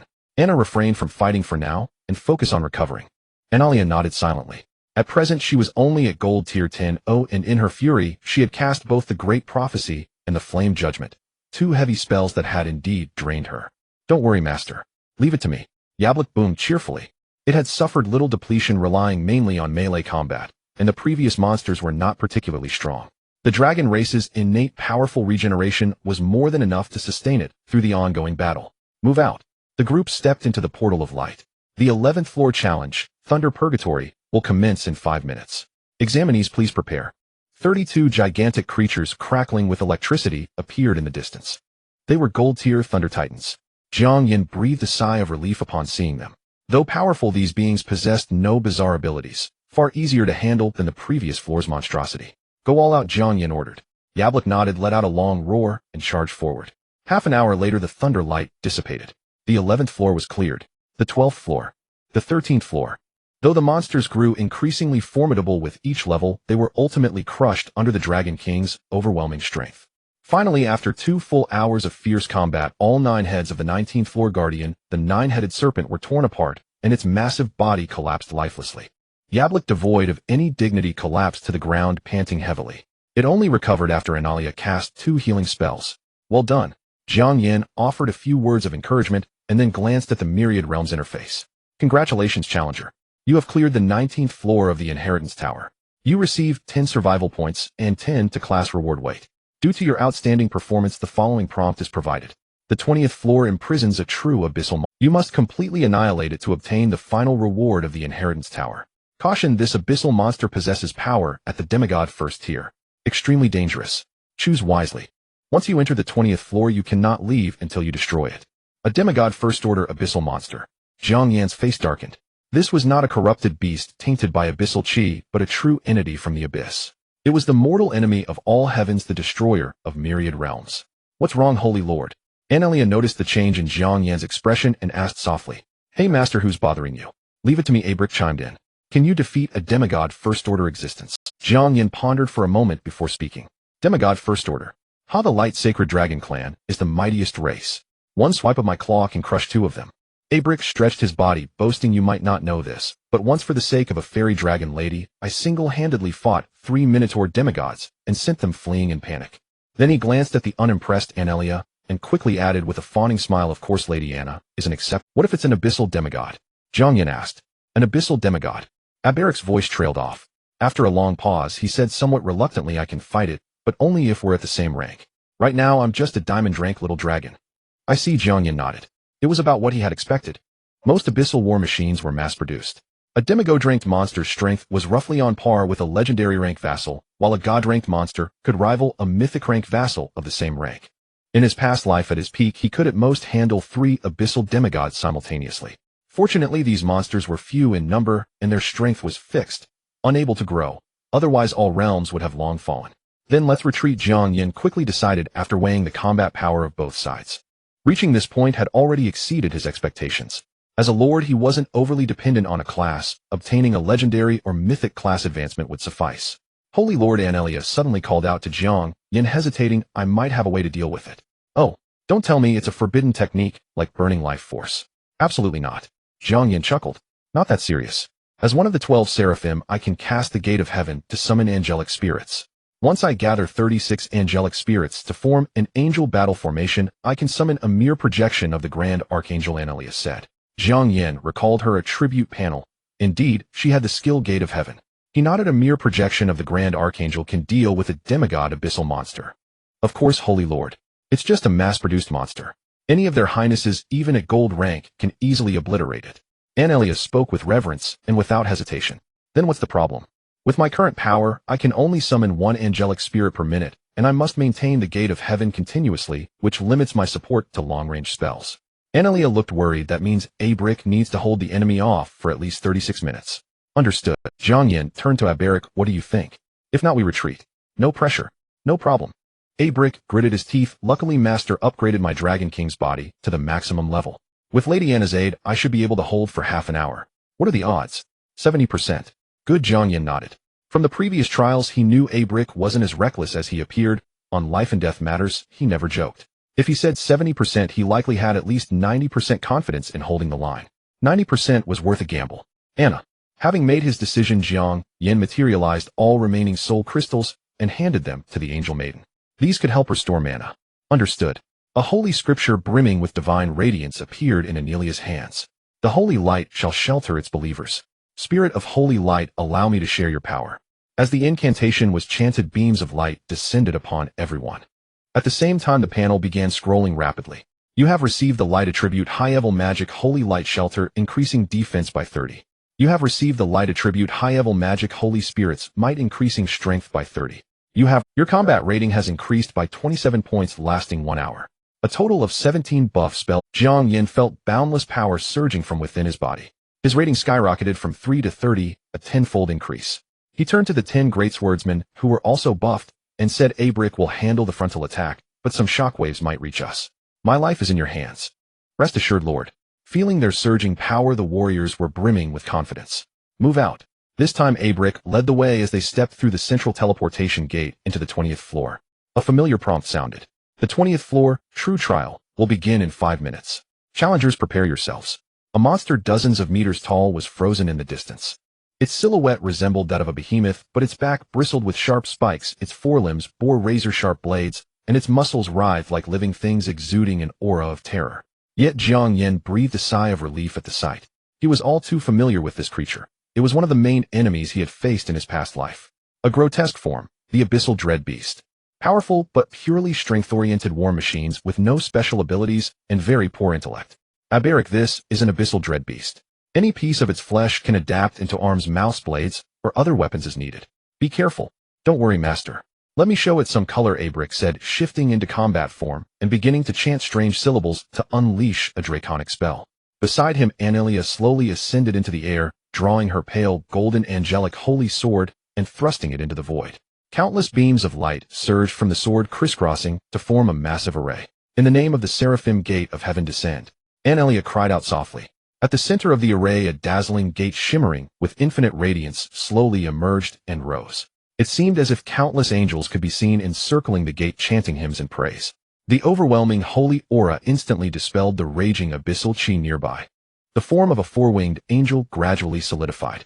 She bowed to Jiang Yan from afar, then flew to one end of the array and began to pray devoutly. The freezing of time gradually faded and a dark corrosive force awakened. I am the Holy Dragon King of Light. What monster dares to leave their name? Abrick charged forward, shouting loudly. Food. Accompanied by a low, dry voice, two crimson eyes suddenly opened and beams of blood light shot forth. The rude creature. Yablik cursed inwardly and dodged to the side, initially intending to stall for time with some words. Fortunately, I prepared beforehand. Void Darkness Array activate. He quickly recited the incantation, and 4 eerie arrays rose around the abyssal beast, their lights merging into one, enveloping the monster. This was the power he had gained after his fall, merging dragon language magic with dark arts capable of generating an illusory realm. In an instant, the abyssal beast, which had been preparing to pounce on him, halted in its tracks, revealing a savage grin. Kill! Kill! Its arms twisted as flesh flowed, extending sharp blades that swiftly slashed at everything around. Mountains, rocks, and vegetation were all reduced to debris. However, it seemed unsatisfied as 5 or 6 more identical arms sprouted from its abdomen, frantically destroying everything in sight. Yablik's expression gradually became serious. Normally, the illusions created by the Void Darkness Array were boundless, a world devoid of light, continuously releasing corrosive mists that would gradually paralyze the mind. If the array could not be broken, one would be trapped until the opponent's magical energy was exhausted. But this abyssal creature was too fierce. The poisonous mist had no effect on it. It disregarded everything and utterly devastated the vast land. If he lost the foundation to sustain the array, everything would have to rely solely on his own magical power to manifest, which wouldn't last long. Damn it! Yablik roared, dispelled the array, and charged straight ahead, his dragon tail whipping violently. The abyssal beast, just freed from the illusion, did not have time to react before being struck away. Yablik did not give it a chance to recover, quickly pursuing it. With sharp claws and teeth, he left hundreds of wounds on that massive body in an instant, then turned to prepare for another tail strike. However, at that moment of impact, the flesh on the abyssal beast's rear indented, forming countless razor-sharp teeth that clamped down on its tail, while several stout arms reached up at the same time. This is bad. Yablik was horrified. If caught, even with the body of a peak dragon king, he would be torn. He gritted his teeth, preparing to sever that part of flesh. Freeze. A resonant, ethereal voice. The abyssal beast paused imperceptibly for a moment, and Yablik seized the opportunity to retract his tail and retreat. Behind him, Analea made her move. However, the power of the Great Prophecy spell was related to the words spoken, and the magical energy output, coupled with the abyssal creature's overwhelming strength, it was only held for a brief moment. The gap in power was too great. Yablik gasped heavily in the air. Many of the scales on his tail had been crushed, and blood was seeping out continuously. In contrast, the wounds that had just been torn were already healed, and it charged forward again, preparing to launch. This pure physical powerhouse had abandoned intelligence and adaptability, retaining only the most primal instincts of war. Thus, its recovery and attack power were even stronger than that of dragons of the same tier. Shadow Assault. Cursed Flames. Yablik quickly recited incantations to unleash spells attempting to impede the creature's steps. Usually, he never used these dark spells. Even after being fallen and expelled from the Holy Dragon clan, he still regarded himself as the Holy Dragon King of Light. This time he was pushed to the brink. Kill! Kill! The abyssal beast swung its 2 arms back and forth like thunder, instantly dispersing the cursed flames of dark elements. Shadows attempted to invade its body to slow its movements, but were instead devoured by the flesh on it. Damn it! If we were of the same tier, I would crush you. Yablik felt incredibly frustrated. The gap between demigods and diamond tier was too vast. If he advanced to demigod, he could to some extent control the laws, and the power of his magic would increase at least tenfold, ensuring he wouldn't be so easily overcome. And the reason the opponent could break through spells with strength was that its body had fused with the laws of power, making it so difficult to deal with. As the abyssal beast approached again, Yablik could only take the initiative. He dodged a slashing attack from the creature and left a half-meter-long gash on its body.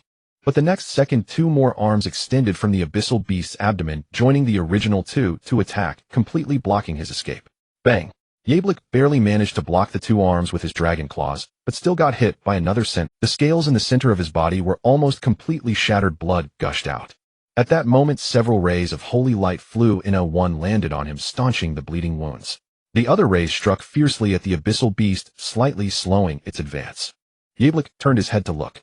He saw that near the angel gate there were already 30 angels praying devoutly, golden pillars of light merging into one, with the grand praises and chants becoming increasingly clear. Analea, amidst the chaos, managed to cast spells to assist. Only 6 minutes left. Yablik's spirit surged, seizing the opportunity, while the abyssal beast was still reeling from the magical impact. This time he had learned his lesson and only attacked with his claws, enabling him to tear flesh and escape if the opponent tried to bind him. Crawlers. Die. Perhaps the impending completion of the angelic battle formation stirred the creature's instinctive reaction, The abyssal beast grew increasingly frantic, almost completely abandoning evasion, conjuring dozens of arms to attack Yablik. Countless deep wounds appeared on the dragon's body, blood pouring down like a waterfall. If not for Annalia's timely prophecies, he would have been torn to shreds long ago. The dim world blazed as bright as day. At the convergence of myriad flowing rays, the ethereal figure of a woman, holding a scepter, slowly emerged.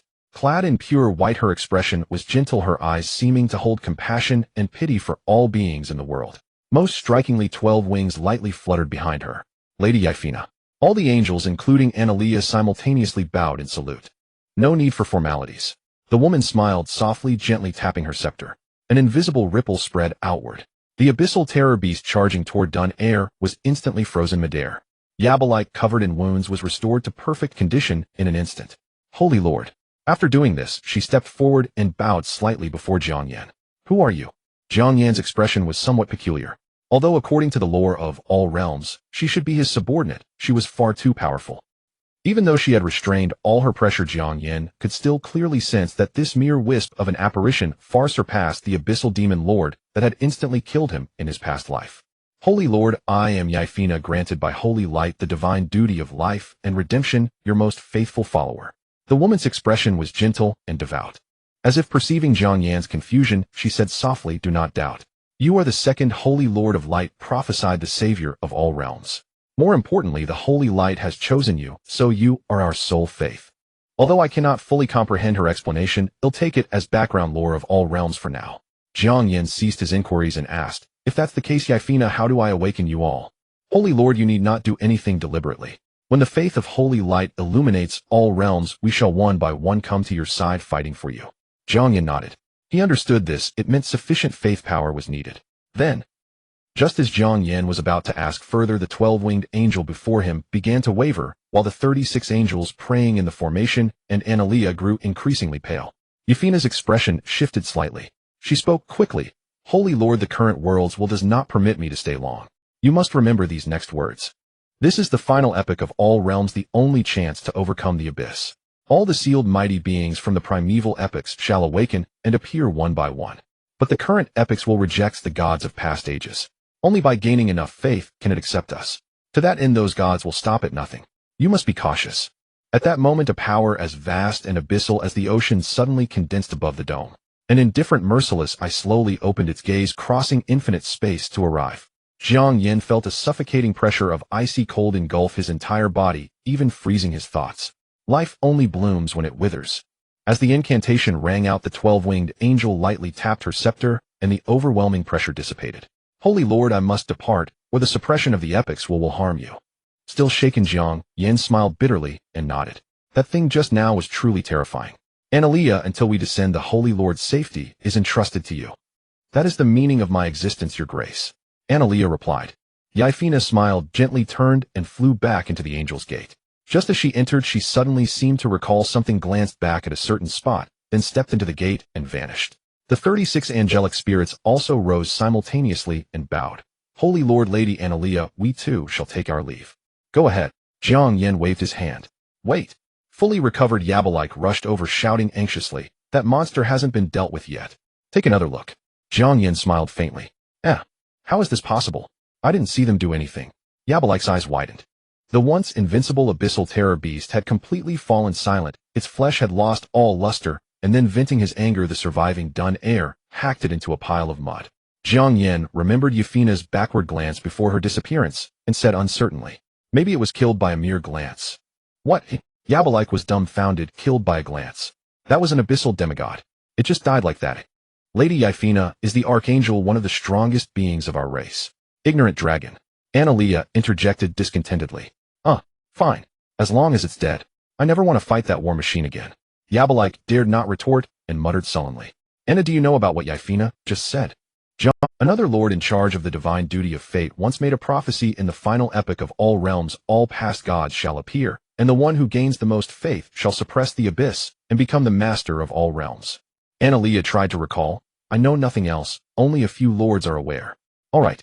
Jiang, he could hardly believe those mighty gods would sit down and negotiate peacefully over the distribution of faith. Without a doubt, once these beings manifested, they would inevitably wage relentless war. The threat of the abyss was already immense, and now a host of gods from past epochs had been added. The very thought made his head ache. Especially now that he as the Holy Lord of Light worshipped by the angelic race would inevitably be drawn into the conflict. Shaking his head slightly, Jiang Yan decided not to dwell on it. The most important thing now was to enjoy the fruits of victory. The 20th floor of the Inheritance Tower. This should be a level no one had ever reached since the appearance of all realms. Had he not summoned Yifina, even the current Six-Winged Angels and the dragon working together would never have been a match for the Abyssal Terror Beast. Clearing the 20th floor would at least grant a mythic level or higher class. Jiang Yan's heart stirred with anticipation. That would be power he could truly call his own. Congratulations, challenger, on passing the 20th floor of the Inheritance Tower. Now commencing reward set. Total obtained survival points 209, class weight 209, mythic level related treasure, chest 1, supreme class inheritance opportunity 1. The prompt sounded and the entire world brightened. At the very center, a mirror-like object several meters high slowly materialized, its edges engraved with dense, intricate runes of laws. Please, challenger, place your hand upon the origin mirror. It will match you with the most suitable inheritance based on the traits you displayed during this inheritance tower. Special note, your inheritance this time will be matched within the mythic unique class. Jiang Yan stepped forward excitedly, and following the prompt gently touched the mirror. Testing in progress, please wait. The mirror's surface went completely dark. Yabalike couldn't help interjecting. Master, what kind of class do you think you will obtain? The sovereign will naturally obtain a top-tier Holy Light class. I guess it will be something like Radiant Lord or Holy Light Inheritor. Although it's a bit unworthy, it will have to do for now. When heaven returns to its prime, the 4 archons can join forces to restore the Holy Light Sovereign's power. Analea said proudly. Exactly. Moreover, the Lord is humble, just brave and wise. All qualities favored by the Holy Light. Several great swordsmen also came over laughing to join the fun. Jiang Yan recalled what Yifina had said earlier about the Holy Light chose you, and couldn't help smiling modestly. It should be so.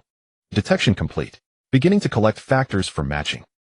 At this moment, various images began to manifest on the mirror's surface. Scene 1, Jiang Yan holding a dagger skillfully gutted a pitiful spider that couldn't move. I am quite interested in the anatomy of unknown and powerful creatures. Scene 2, Jiang Yan chewing on a sizzling bear paw in one hand, and holding an angelic holy sword in the other stood atop a giant bear. In the beast's terrified gaze, he sliced off a piece of tender meat. Actually, this piece of meat looks quite tender too. Let's take it, but we can have hot pot when we return to the Federation. Scene 3, a kindly-looking old woman wore a terrified expression, while opposite her Jiang Yan's face was dark. A cold voice came out, kill her. No. Jiang Yan couldn't hold back. The mirror spirit of this legacy tower also maliciously edits. Pure slander. But the mirror spirit ignored his protest. The images continued, eventually stopping at a pile of minced meat that was once the Abyss Terror Beast. Evaluation complete. You are fierce, ruthless, and disdainful of life, capable of striking even the weak, old, and disabled. Thus extracted traits: cruel, cunning, distorted, calm. Matching suitable class. Match complete. Congratulations, challenger. You have obtained a unique grade class change, Undead Emperor. Without any reaction time, a pitch-black beam of light descended from the sky, directly enveloping Jiang Yan. The aura of the Law of Death gradually filled the space. The 10 great swordsmen were so shocked they couldn't speak. Yabalike, on the other hand, looked as if he had expected this, and the fear in his heart deepened another layer. Analea stood aside, frowning deeply, and saying nothing, lost in thought. 1 hour. 10 hours. After a full 2 days, the black beam gradually faded, and Jiang Yan slowly opened his eyes.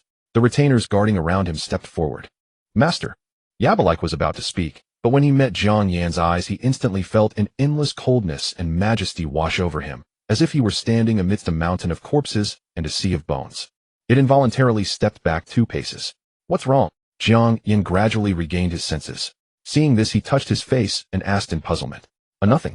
Congratulations, Master, on obtaining a powerful inheritance. Yabalike blinked hard, and found the previous vision had disappeared. Sovereign. Jiang Yan turned, and found Analea staring fixedly at him, feeling a little guilty. These angels all called him the Holy Light Sovereign, yet he had changed to the class, Undead Emperor. This situation, even in his 2 lifetimes, he had never heard of such a thing. He had no idea how to explain it, knowing that matters involving faith were extremely serious and insolvable. Ahem, listen to me, Anna.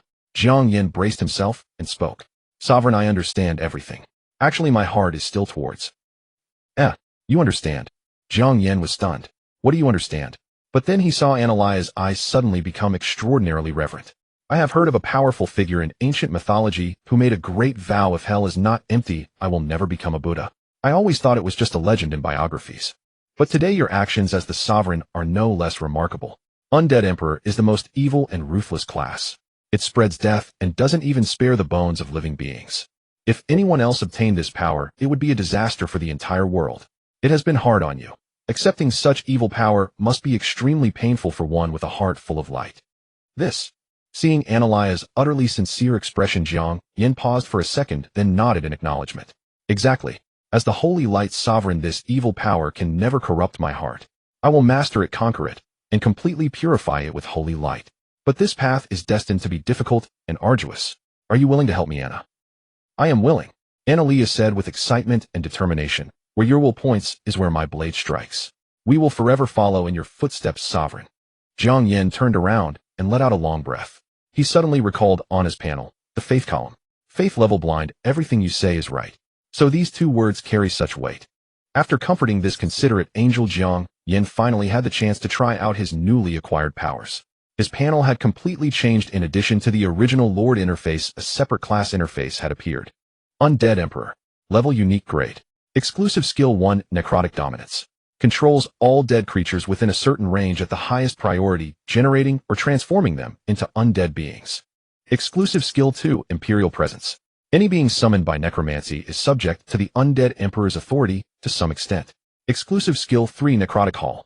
Can consume a certain amount of death essence to permanently summon a heroic spirit from the Necrotic Hall in the Netherworld to serve first summon free. Exclusive skill 4, Death Harvest. Each kill grants a certain amount of death essence. Innate, as the Undead Emperor, your summoning limit is boundless. So powerful.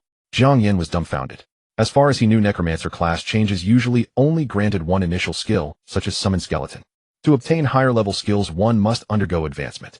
Moreover, he had seen a divine level Necromancer who at full power could only summon 10,000 skeleton warriors. It wasn't a lack of mana, but a restriction of the laws. Yet the Undead Emperor started with 4 skills, not to mention the talent for infinite summoning. The only weakness of a lord was being limited by resources, unable to recruit troops infinitely, and once the elite combat force died, the long-term training was completely wasted. But the undead were different. As long as there were enough corpses, they could summon infinitely, growing stronger with each battle. If lucky enough to find the remains of a deity, one could directly possess divine-level combat power. A sudden thought flashed through Jiang Yan's mind. I am invincible.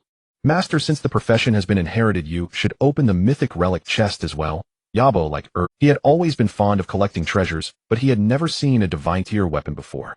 Jiang Yan nodded, taking out a crystalline box and silently willing it to open. Ding! Congratulations, Challenger. You have obtained the mythic grade equipment Calamity. A jet black staff suddenly materialized in his hand, its tip sealed with a skull whose eye sockets occasionally flickered with crimson light. Its information also flooded into Jiang Yan's mind. Calamity, grade divine artifact effect, enhances necromancy abilities by 300%. Attached ability, instant death, consumes death origin to forcibly designate a living being for death.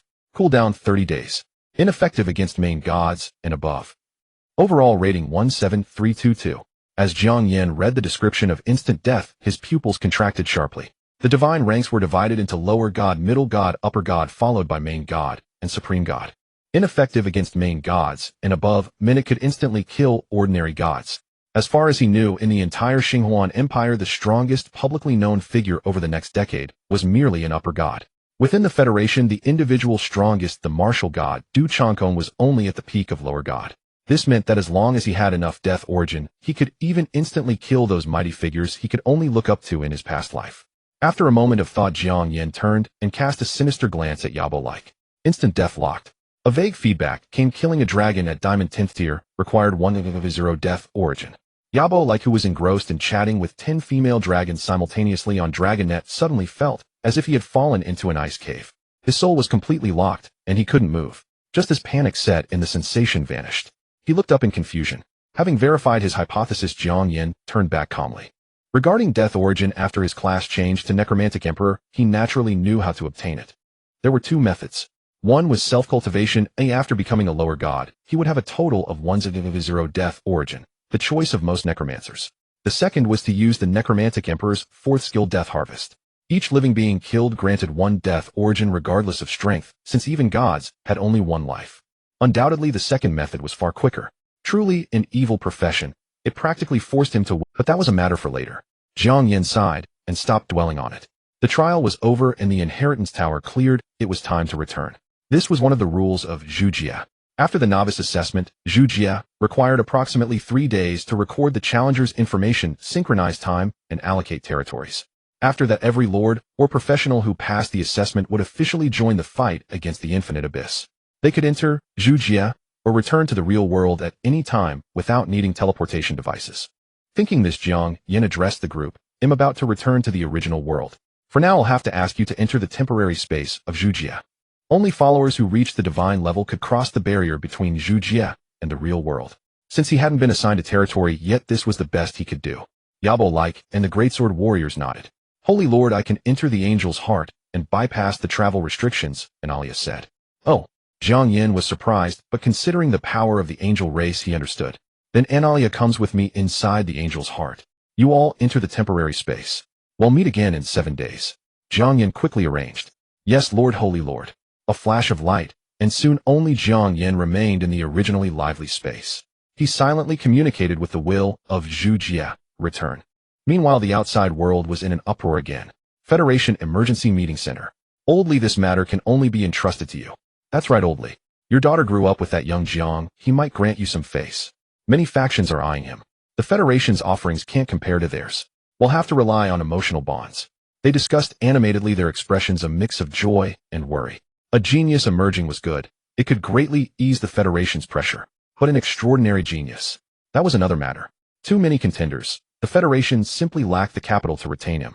The middle-aged man called Old Li looked conflicted. He had investigated the youth who had an ambiguous relationship with his daughter. His parents had disappeared during an interstellar expedition, but fortunately, they had left enough assets entrusted to an accident care center, ensuring that 3-year-old Jiang Yan wouldn't be left with nothing. Logically, someone like that shouldn't have crossed paths with his daughter. But the young man had been exceptionally diligent, earning admission to the best schools at every stage. And coincidentally, he had always been in the same class as his daughter.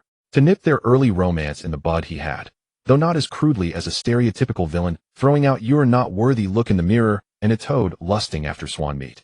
Indeed, put on a stern display of authority. He didn't think he was wrong. Early romance really needed to be disciplined. Once they got into university, he stopped interfering. And now the organization wanted him to curry favor with the boy. How could he face himself? It was absurd. Since when did a father have to fawn over a punk? He steeled himself and began, "Ahem, I think this matter." Ding! An email automatically appeared on the meeting's central projection and opened. Only urgent report. Everyone turned to look. 9th batch of Zhujia Inheritance Tower assessment concludes. Rankings attached. First place, Jiang Yan, Floor 20, Origin Star Federation. Second place, Luo Qinyu, Floor 9, Xinghuan Empire. Third place, 20 floors. Someone murmured in disbelief. Even in the history of the Xinghuan Empire, those who had passed the Hell Level assessment had only reached the 10th floor of the Inheritance Tower. Impossible, another exclaimed. They had studied it. Based on the combat power scaling, the 20th floor required at least human god level strength to pass. But that was impossible. Even passing the Dominator level assessment only indicated development potential, not immediate combat power. Incomprehensible as it was, it undoubtedly increased Jiang Yan's value. Besides having powerful followers, he himself would become the strongest professional. Old Li's expression changed. He silently took out his crystal communicator and dialed. "Hello, Miolin. Dad wants to ask you something." "That Jiang Yan kid. What is that handsome young man like?" At the first teleportation center of the Federal Academy, the space violently churned as 2 men materialized. Jiang Yan, Yimo. They spoke simultaneously. After a moment of silence, one man spoke with a complex expression. "Congratulations, brother Jiang. Before logging into all realms, he and Jiang Yan were equally famous geniuses at the Academy. But now their positions had undergone a drastic change." "Likewise, brother Yi," Jiang Yan replied with a smile. "It seems the overall results aren't great. Only the 2 of us made it into the top 10,000. Yimo glanced around and said, "But with someone like you passing the Dominator level, it doesn't matter anyway. Those who obtained the qualification for the Inheritance Tower would be teleported out uniformly 2 days later than others. At this time, aside from the staff, there were no other students here. Just luck." Jiang Yan shook his head without arrogance. He knew it was merely good fortune, and his abilities were no better than the others. In his past life, they had been nearly equal, both passing the difficult level assessment. Yimo looked at his composed expression, paused briefly, and said with a wry smile, "Pity, I didn't have such luck. Have you decided? Once you walk out of here, the forces that want to recruit you would stretch into outer space. Naturally, I'll stay with the Federation." Jiang Yan countered. "In you?" Yimo spread his hands. "Why ask? There's no place like home, especially when I've got a big shot like you to rely on." But your situation is different. You'd better wait 3 days before deciding. I know, thank you. Jiang Yan nodded. 3 days later, when the registration for all realms was complete, he could return to the all realms space anytime without worrying about any danger from the real world. You're welcome. I remember you got a perfect score in common sense, so I'm sure you already know that. Yemo chuckled. All right, let's go. Don't keep the people outside waiting. Indeed, quite the spectacle. Jiang Yan sensed briefly that in the hall outside the teleportation center there were at least 30 powerful transcendents, likely Federation, high-ranking officials, and representatives of other forces. If the laws of the Xinhuan Empire did not explicitly prohibit non-assessees and staff from entering the teleportation zone, these people would probably have crowded right up to the teleportation point. Let's go. Jiang Yan sighed, having anticipated this scene. There was no avoiding it. They walked through the corridor and the 100 soft-meters-long mission release area, arriving at the inner door of the hall. The two exchanged a glance and pushed the door open. In an instant, over 30 powerful individuals in the hall fixed their gazes on them, the weakest among them being a demigod. Jiang Yan stepped forward without expression, putting himself in front of Yemo. Although these people tried to restrain their pressure, it was still beyond what a student who had just entered the transcendental realm could endure. But with the angel's heart within him, he was unaffected. Thanks, came a murmured gratitude from behind. You're welcome. We're even now? Jiang Yan replied, taking the opportunity to survey the guests from various forces. The one in the first seat on the left was familiar. The Academy Dean, a Lord God. The one in the first seat on the right, judging by attire, should be from the Xinhuan Empire Embassy. The seating was neatly divided by faction, not the chaotic rush he had imagined. So this is young friend Jiang Yan, truly an impressive talent. I am the special envoy of the Xinhuan Empire. May I have a private word with you? The Xinhuan Empire ambassador spoke first. Hello, student Jiang, I represent the Tianji Alliance. I am the representative of Luoyun Mountain. After the Xinhuan Empire spoke, the other forces also came forward one after another. Thank you all for your generosity, but these 10+ days of assessment have left me exhausted. May I rest for 2 days before making my decision? Jiang Yan said apologetically. Of course we were inconsiderate. The Xinhuan Empire ambassador smiled. Here is my contact information. Feel free to reach out once you've rested. Young friend, hey, erase my number. Mine too. None of them seemed surprised. They all stepped forward to exchange contact details. Historically, most geniuses would wait until they were safe before negotiating terms. Today's visit was merely to express their stance. After all, he was the first ever within the Xinhuan Empire to pass the Dominator level assessment, and the only one to reach the 20th floor of the Inheritance Tower. Both his own potential and the intelligence value of how he cleared the trial were immeasurable. Thus many forces, even if they couldn't recruit him, hoped to at least build rapport, sending their most tactful elites. There were no arrogant fools attempting coercion. Yemo, standing by, looked somewhat helpless. Normally, as a difficult level passer and top 10,000, he would have attracted some recruitment, not been so completely overlooked. About an hour later, after all contact details had been exchanged, the guests finally left. Jiang Yan let out a long breath, rubbed his stiff smile, and turned to respectfully address the old man, who had remained silent throughout. Dean. Yemo also hurried forward and called out Dean. Jiang Yan held great respect for the Academy Dean. Not only for his teaching but also because he had admitted many students from the elite class, including himself, on exceptional grounds, reportedly displacing several children from privileged families.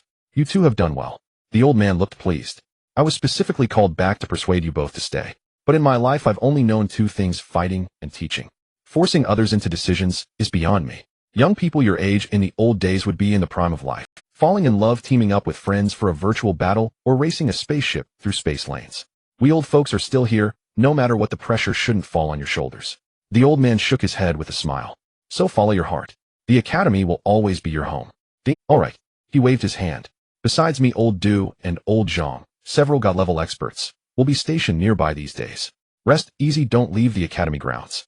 We'll talk again in a couple of days. The two nodded solemnly. Dean will head back to the dormitory now. The old man watched them walk away, his smile slowly fading. How is it? Quite a few rats have sneaked in. For now, only one God level, killed by old Du. A flash of lightning and a dignified middle-aged man appeared beside him. These shadowy worms, abyss incursions are getting more frequent, yet they still waste time on infighting. The old man snorted coldly. Don't worry, master. Old Du and I will stay guard these days. Once those 2 kids complete their All Realms registration in 3 days, there will be nothing to fear. The middle-aged man rubbed his temples. But the pressure from the abyss keeps mounting. Old Du is formidable, but alone, and am barely holding on. Who knows if that kid will choose to stay. 3 days later, Jiang Yan awoke from his meditation. In the ethereal void, a faint, intangible connection came from the distant reaches of space-time. He understood that it was his soul binding with the realms, allowing him to return at any time from anywhere. Finally safe, Jiang Yan stretched his limbs and quietly pondered his next move. Completing the registration of the realms meant he would have to face the endless abyss hidden. No one knew where it originated, nor how many layers it possessed. Even 10 years later, the strongest within the Xinhuan Empire had only reached the 49th layer. It was unknowable, unobservable, and irresistible. Fortunately, the realms, with its supreme power, split the passages of the abyss descent into fragments, sealing them within countless worlds, freezing each one until the appropriate time for unsealing. For instance, after the current session of the realms login ends, a new abyss world will be unsealed, and all participants of this session must go to that world to resist the abyss invasion. For instance, after the current session of the realms login ends, a new abyss world will be unsealed, and all participants of this session must go to that world to resist the abyss invasion. Local forces. If they fail personally, they will lose their lord status and be unable to return to the realms. For the faction behind them, they must spend survival points to freeze that abyss passage or transfer the burden to another lord. Otherwise, the uncontrolled passage will continue to spread, affecting allies and the real world. Moreover, as the abyss corruption level in that world rises, the monsters descending from the passage will become increasingly powerful, making resistance ever more difficult. Unless someone can completely destroy all passages, but almost no one can achieve that. Because when attacking an abyss passage, an abyss demon of the plane's maximum erosion level will forcibly descend, and it is nearly invincible. Moreover, each session involves at least millions of lords plus the passages that already exist locally. To completely close all passages, one would have to slay over 1 million abyss demons. Thus, even with the aid of the realms, the beings of the real world still struggle to survive. He wondered if the power of the angel and undead emperor classes could achieve this. Jiang Yan mused to himself. Legend has it that if someone can truly destroy all abyss passages in a world, that world will become a safe zone, no longer threatened by the abyss. Even if the real world is destroyed, they can guide their compatriots to settle in that world. Beep. Master, there is an incoming visit request. At that moment, the crystal watch on his wrist emitted a notification. Jiang Yan looked and saw it was the envoy of the Xinhuan Empire paying a visit. These representatives from various factions had made appointments with him as early as 2 days prior. As the saying goes, one does not strike a smiling face. Even though he had long decided to stay with the Federation, it was not worth completely offending them by refusing to meet. After tidying himself up slightly, Jiang Yan went downstairs to greet them. Besides the envoy he had seen before, there was another man in refined attire with a star-shaped mark faintly visible on his brow, clearly a member of the Xinhuan imperial family. Following at the rear was a human from the Federation. Brother Jiang, I apologize for the intrusion, but time is truly pressing. Please forgive us. As they met, the Xinhuan envoy said warmly, Not at all, please come in. Jiang Yan replied with a smile. He understood their intention. After the realm's registration ends, one must confirm their faction and enter the abyss world within 10 days. For example, if he chose to enter through the Federation, everything in the abyss world would be bound to the Federation. If his abyss passage fell, it would affect the abyss rift corruption level of the Federation in the real world. The reverse was also true. Hence, these factions were all eager to recruit him within these 10 days. Brother Jiang, allow me to introduce you. This is the 7th prince of our Xinhuan Empire, His Highness Luo Baiyu. The Xinhuan envoy gestured. A pleasure. Luo Baiyu extended his right hand. I didn't expect your highness to be familiar with Federation etiquette. Jiang Yan reached out somewhat surprised. Brother Jiang, you may not know, but our prince specially studied Federation etiquette, the envoy added. Luo Baiyu smiled non-committally, waving his hand to project a virtual list. Jiang Yan, I've never liked beating around the bush, so I'll speak directly. The Empire, including my father Emperor, greatly admires you. We come with sincerity. Take a look. I guarantee these conditions far exceed what any other faction can offer. As long as you are willing to join the Empire, all of this will be fulfilled within 10 days. Jiang Yan instinctively looked over. 1. 10 master-level auxiliary professionals. 2. 5 epic building blueprints, and 1 legendary blueprint. 3. Full set of epic equipment. 4. Direct faction resource allocation from the Xinhuan Empire. 5. There were a total of 37 items covering almost all aspects except those prohibited by the realms. Auxiliary professionals include spiritual array masters, spiritual food masters, and others. They can build defensive formations for the base and create magical food that enhances leveling. They can sign vassal contracts with the lord, joining under his command and entering the same base. With their assistance, it's like adding wings to a tiger. As for the various blueprints in the realms, blueprints are not distinguished by specific items before use, only by grade. After use, they automatically and randomly generate a building related to the user's affiliated kin. Even in his past life as a deity, he only had 1 epic building. The other conditions were also exceptionally valuable. Truly generous, Jiang Yan sighed inwardly. Moreover, we will provide some support to the Federation to compensate for the pressure of the vacancy left by your departure. Seeing Jiang Yan's silence, Luo Baiyu continued. The Empire always treats talents generously. You only need to sign the faction transfer contract, and we will handle everything else for you, leaving you with no worries. Yes, Junior Jiang. The third person who had been silent until now suddenly stepped forward and spoke. I don't know if you recognize me. My name is Chen Shan. I also graduated from the command department. Senior Chen, of course I've heard of you. You were 3 years ahead of me, and your name is on the outstanding graduate I hardly deserve outstanding. At the time I only passed the hard difficulty, not to mention compared to Junior Jiang, even among my peers, I wasn't the top. Chen Shan chuckled somewhat smugly. But look at my current strength. Demigod. Correct. As far as I know, the other few who passed hard difficulty in my year are at most diamond rank 9 now. Yet after joining the Xinhuan Empire, I far surpassed them.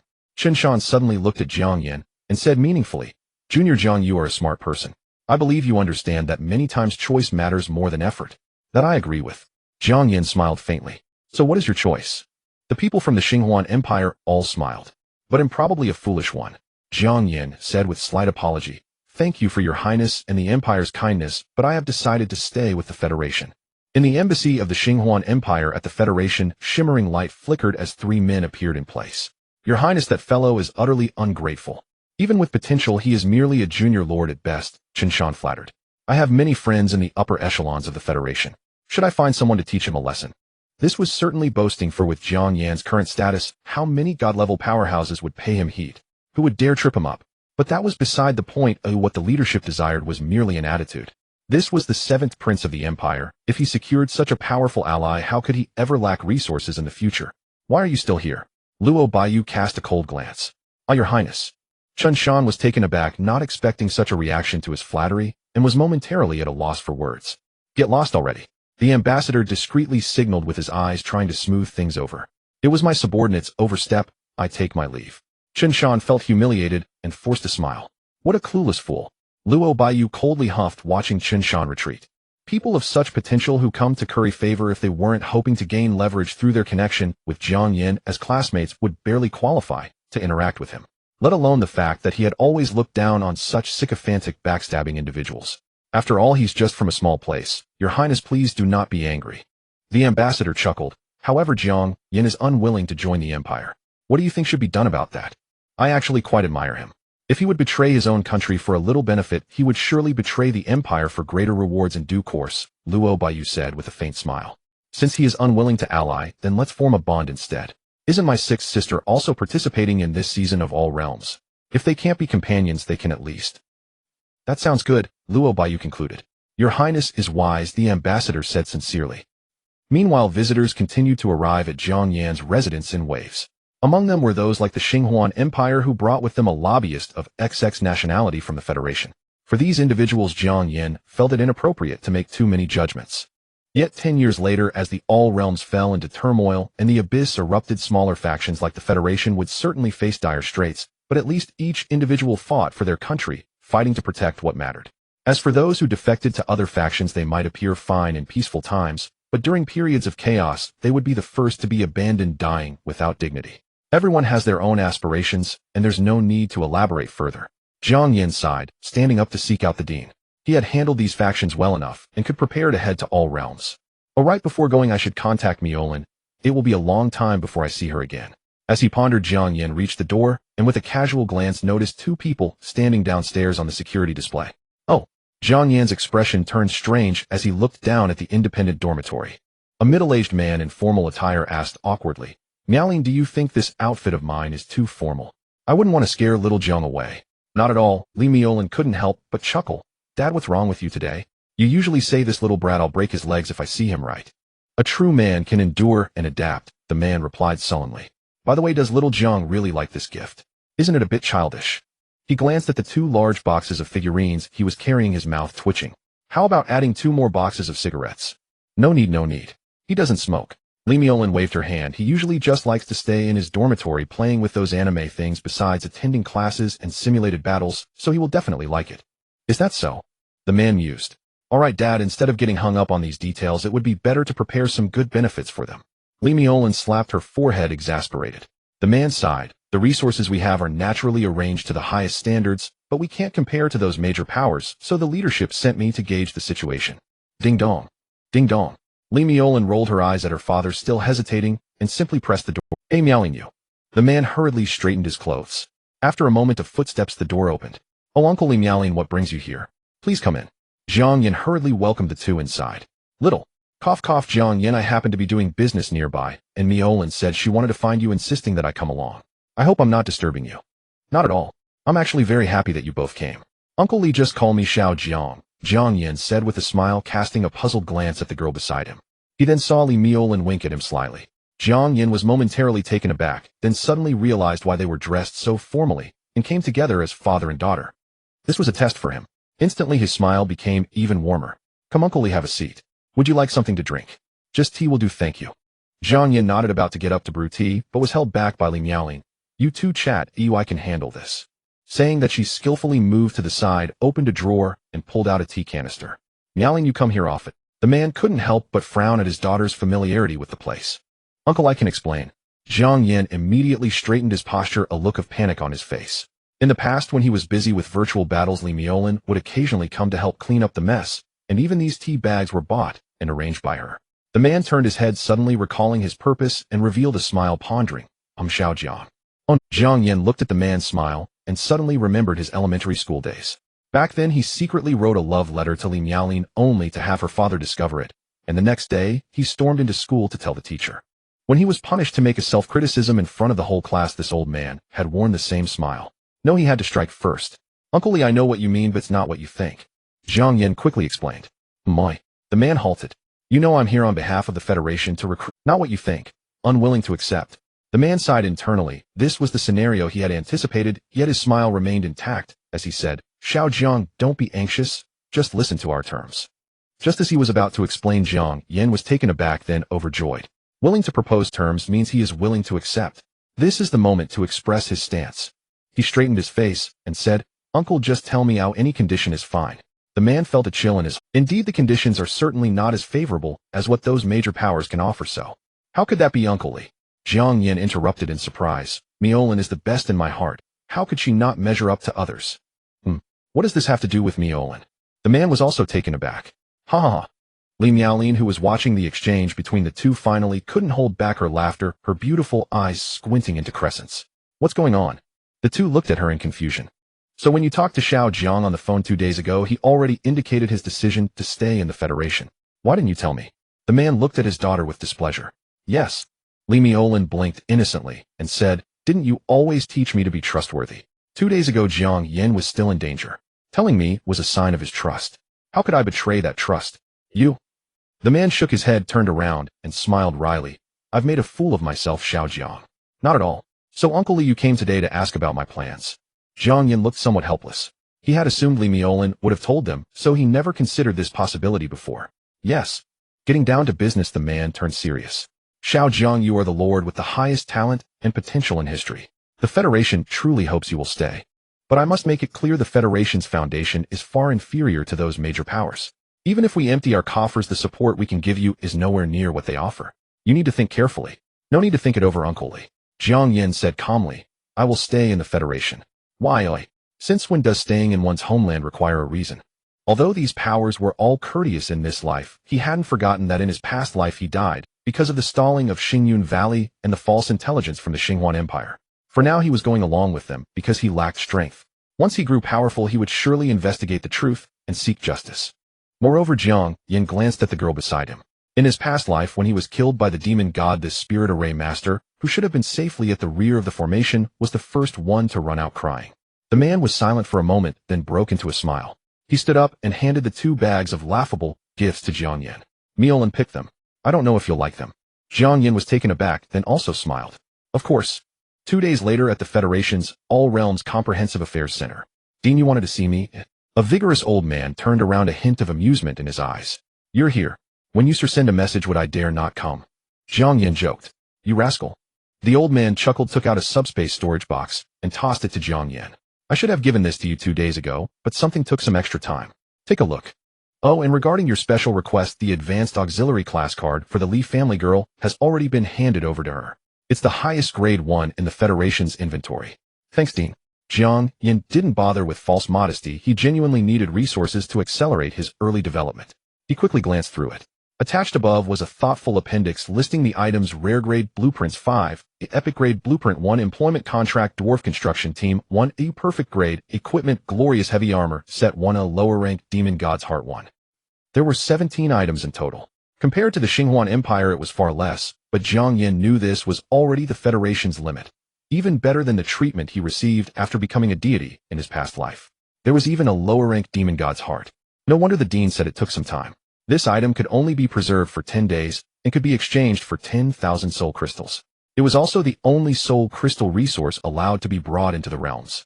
For a beginner lord it was more precious than anything else. After all, Abyss Demon Gods were not easy to kill. In the entire Federation, even the whole Xingyun Valley territory, only Du Changkong the War God, who inherited by Qi's teachings, could possibly accomplish it. Jiang Yan felt grateful and immediately said, "Please convey my thanks to that honored one." The old man smiled. "Old Du thinks highly of you. He hopes you grow quickly. He's not a lord, he can handle some assassination work, but he can't influence the entire war situation. Also, 6 proficient-level auxiliary professionals have signed contracts. When you enter the abyss, use the contract, and they will appear." After saying this, the old man's expression turned serious. "Put these things away. Your basic course scores are excellent, so I won't repeat common knowledge. However, there are some situations you need to understand in advance. Dean, please go ahead." Jiang Yan stood straight and listened attentively. In this term's abyss world, the Federation has been allocated 21 slots, which exactly match the 21 lords born in this term. However, apart from you and Yemo, they are mostly ordinary grade lords. Based on past experience, they can hardly survive the third abyss riot. When that happens, their abyss passages only have 2 options: either use survival points to freeze them or transfer them to someone else. The old man looked somewhat apologetic. Even including the portion you earn, the Federation's survival points are extremely scarce. If you have the capacity by then, I hope you can shoulder part of the burden. Of course, it's my duty, Jiang Yan said solemnly. In fact, it had been exactly the same in his past life. The other 19 lords couldn't hold out until the 3rd round, and their territories were all breached. However, at that time, he and Yemo were merely difficult-grade lords unable to share the pressure. The Federation was forced to use its stored survival points, which led to increasing difficulties later. The old man nodded with relief. But act within your means. Your development is the most important. Alright, I won't say more. Your identity information has been entered, and upon entry, you'll be automatically assigned to the Federation camp's position. After you finish your affairs here, just communicate with the realms. Understood. Jiang Yan thought carefully and found nothing else to deal with. He then excused himself to the dean and returned to his dormitory. Enter the realms. With a thought, the subtle connection suddenly tightened like a rope. When Jiang Yan opened his eyes again, he found himself in a bright void-like space. A familiar prompt sounded. This term's abyss world will enter after synchronizing with all plane timelines. Estimated waiting time 30 minutes. Please wait. This was the marvel of the realm's challengers. Entering at any time within these 10 days would only need to wait about half an hour after entry, and finally, on the morning of the 11th day, they would be simultaneously teleported to the abyss battlefield. Seizing the remaining time, Jiang Yan opened the realm's forum page. His guide post on the Inheritance Tower had already garnered over 300 million comments. The guide for the first 5 floors was free, while the following content was set with permissions and not viewable. He planned to exchange it with major powers for some good items later. Such important intelligence was worth at least a few legendary blueprints. After all, in the newborn abyss battlefield, no soul crystals could be traded from outside for a year. Even if he had many blueprints now, he had no soul crystals to build with in the short term. After quickly replying to some valuable comments, there was little time left. Soon Jiang Yan felt the space darken, and he fell into a half-awake, half-asleep state. A mechanical voice sounded. Timelines unified. Proceeding to Abyss Fragment World No. 037. Challengers, the war is about to begin.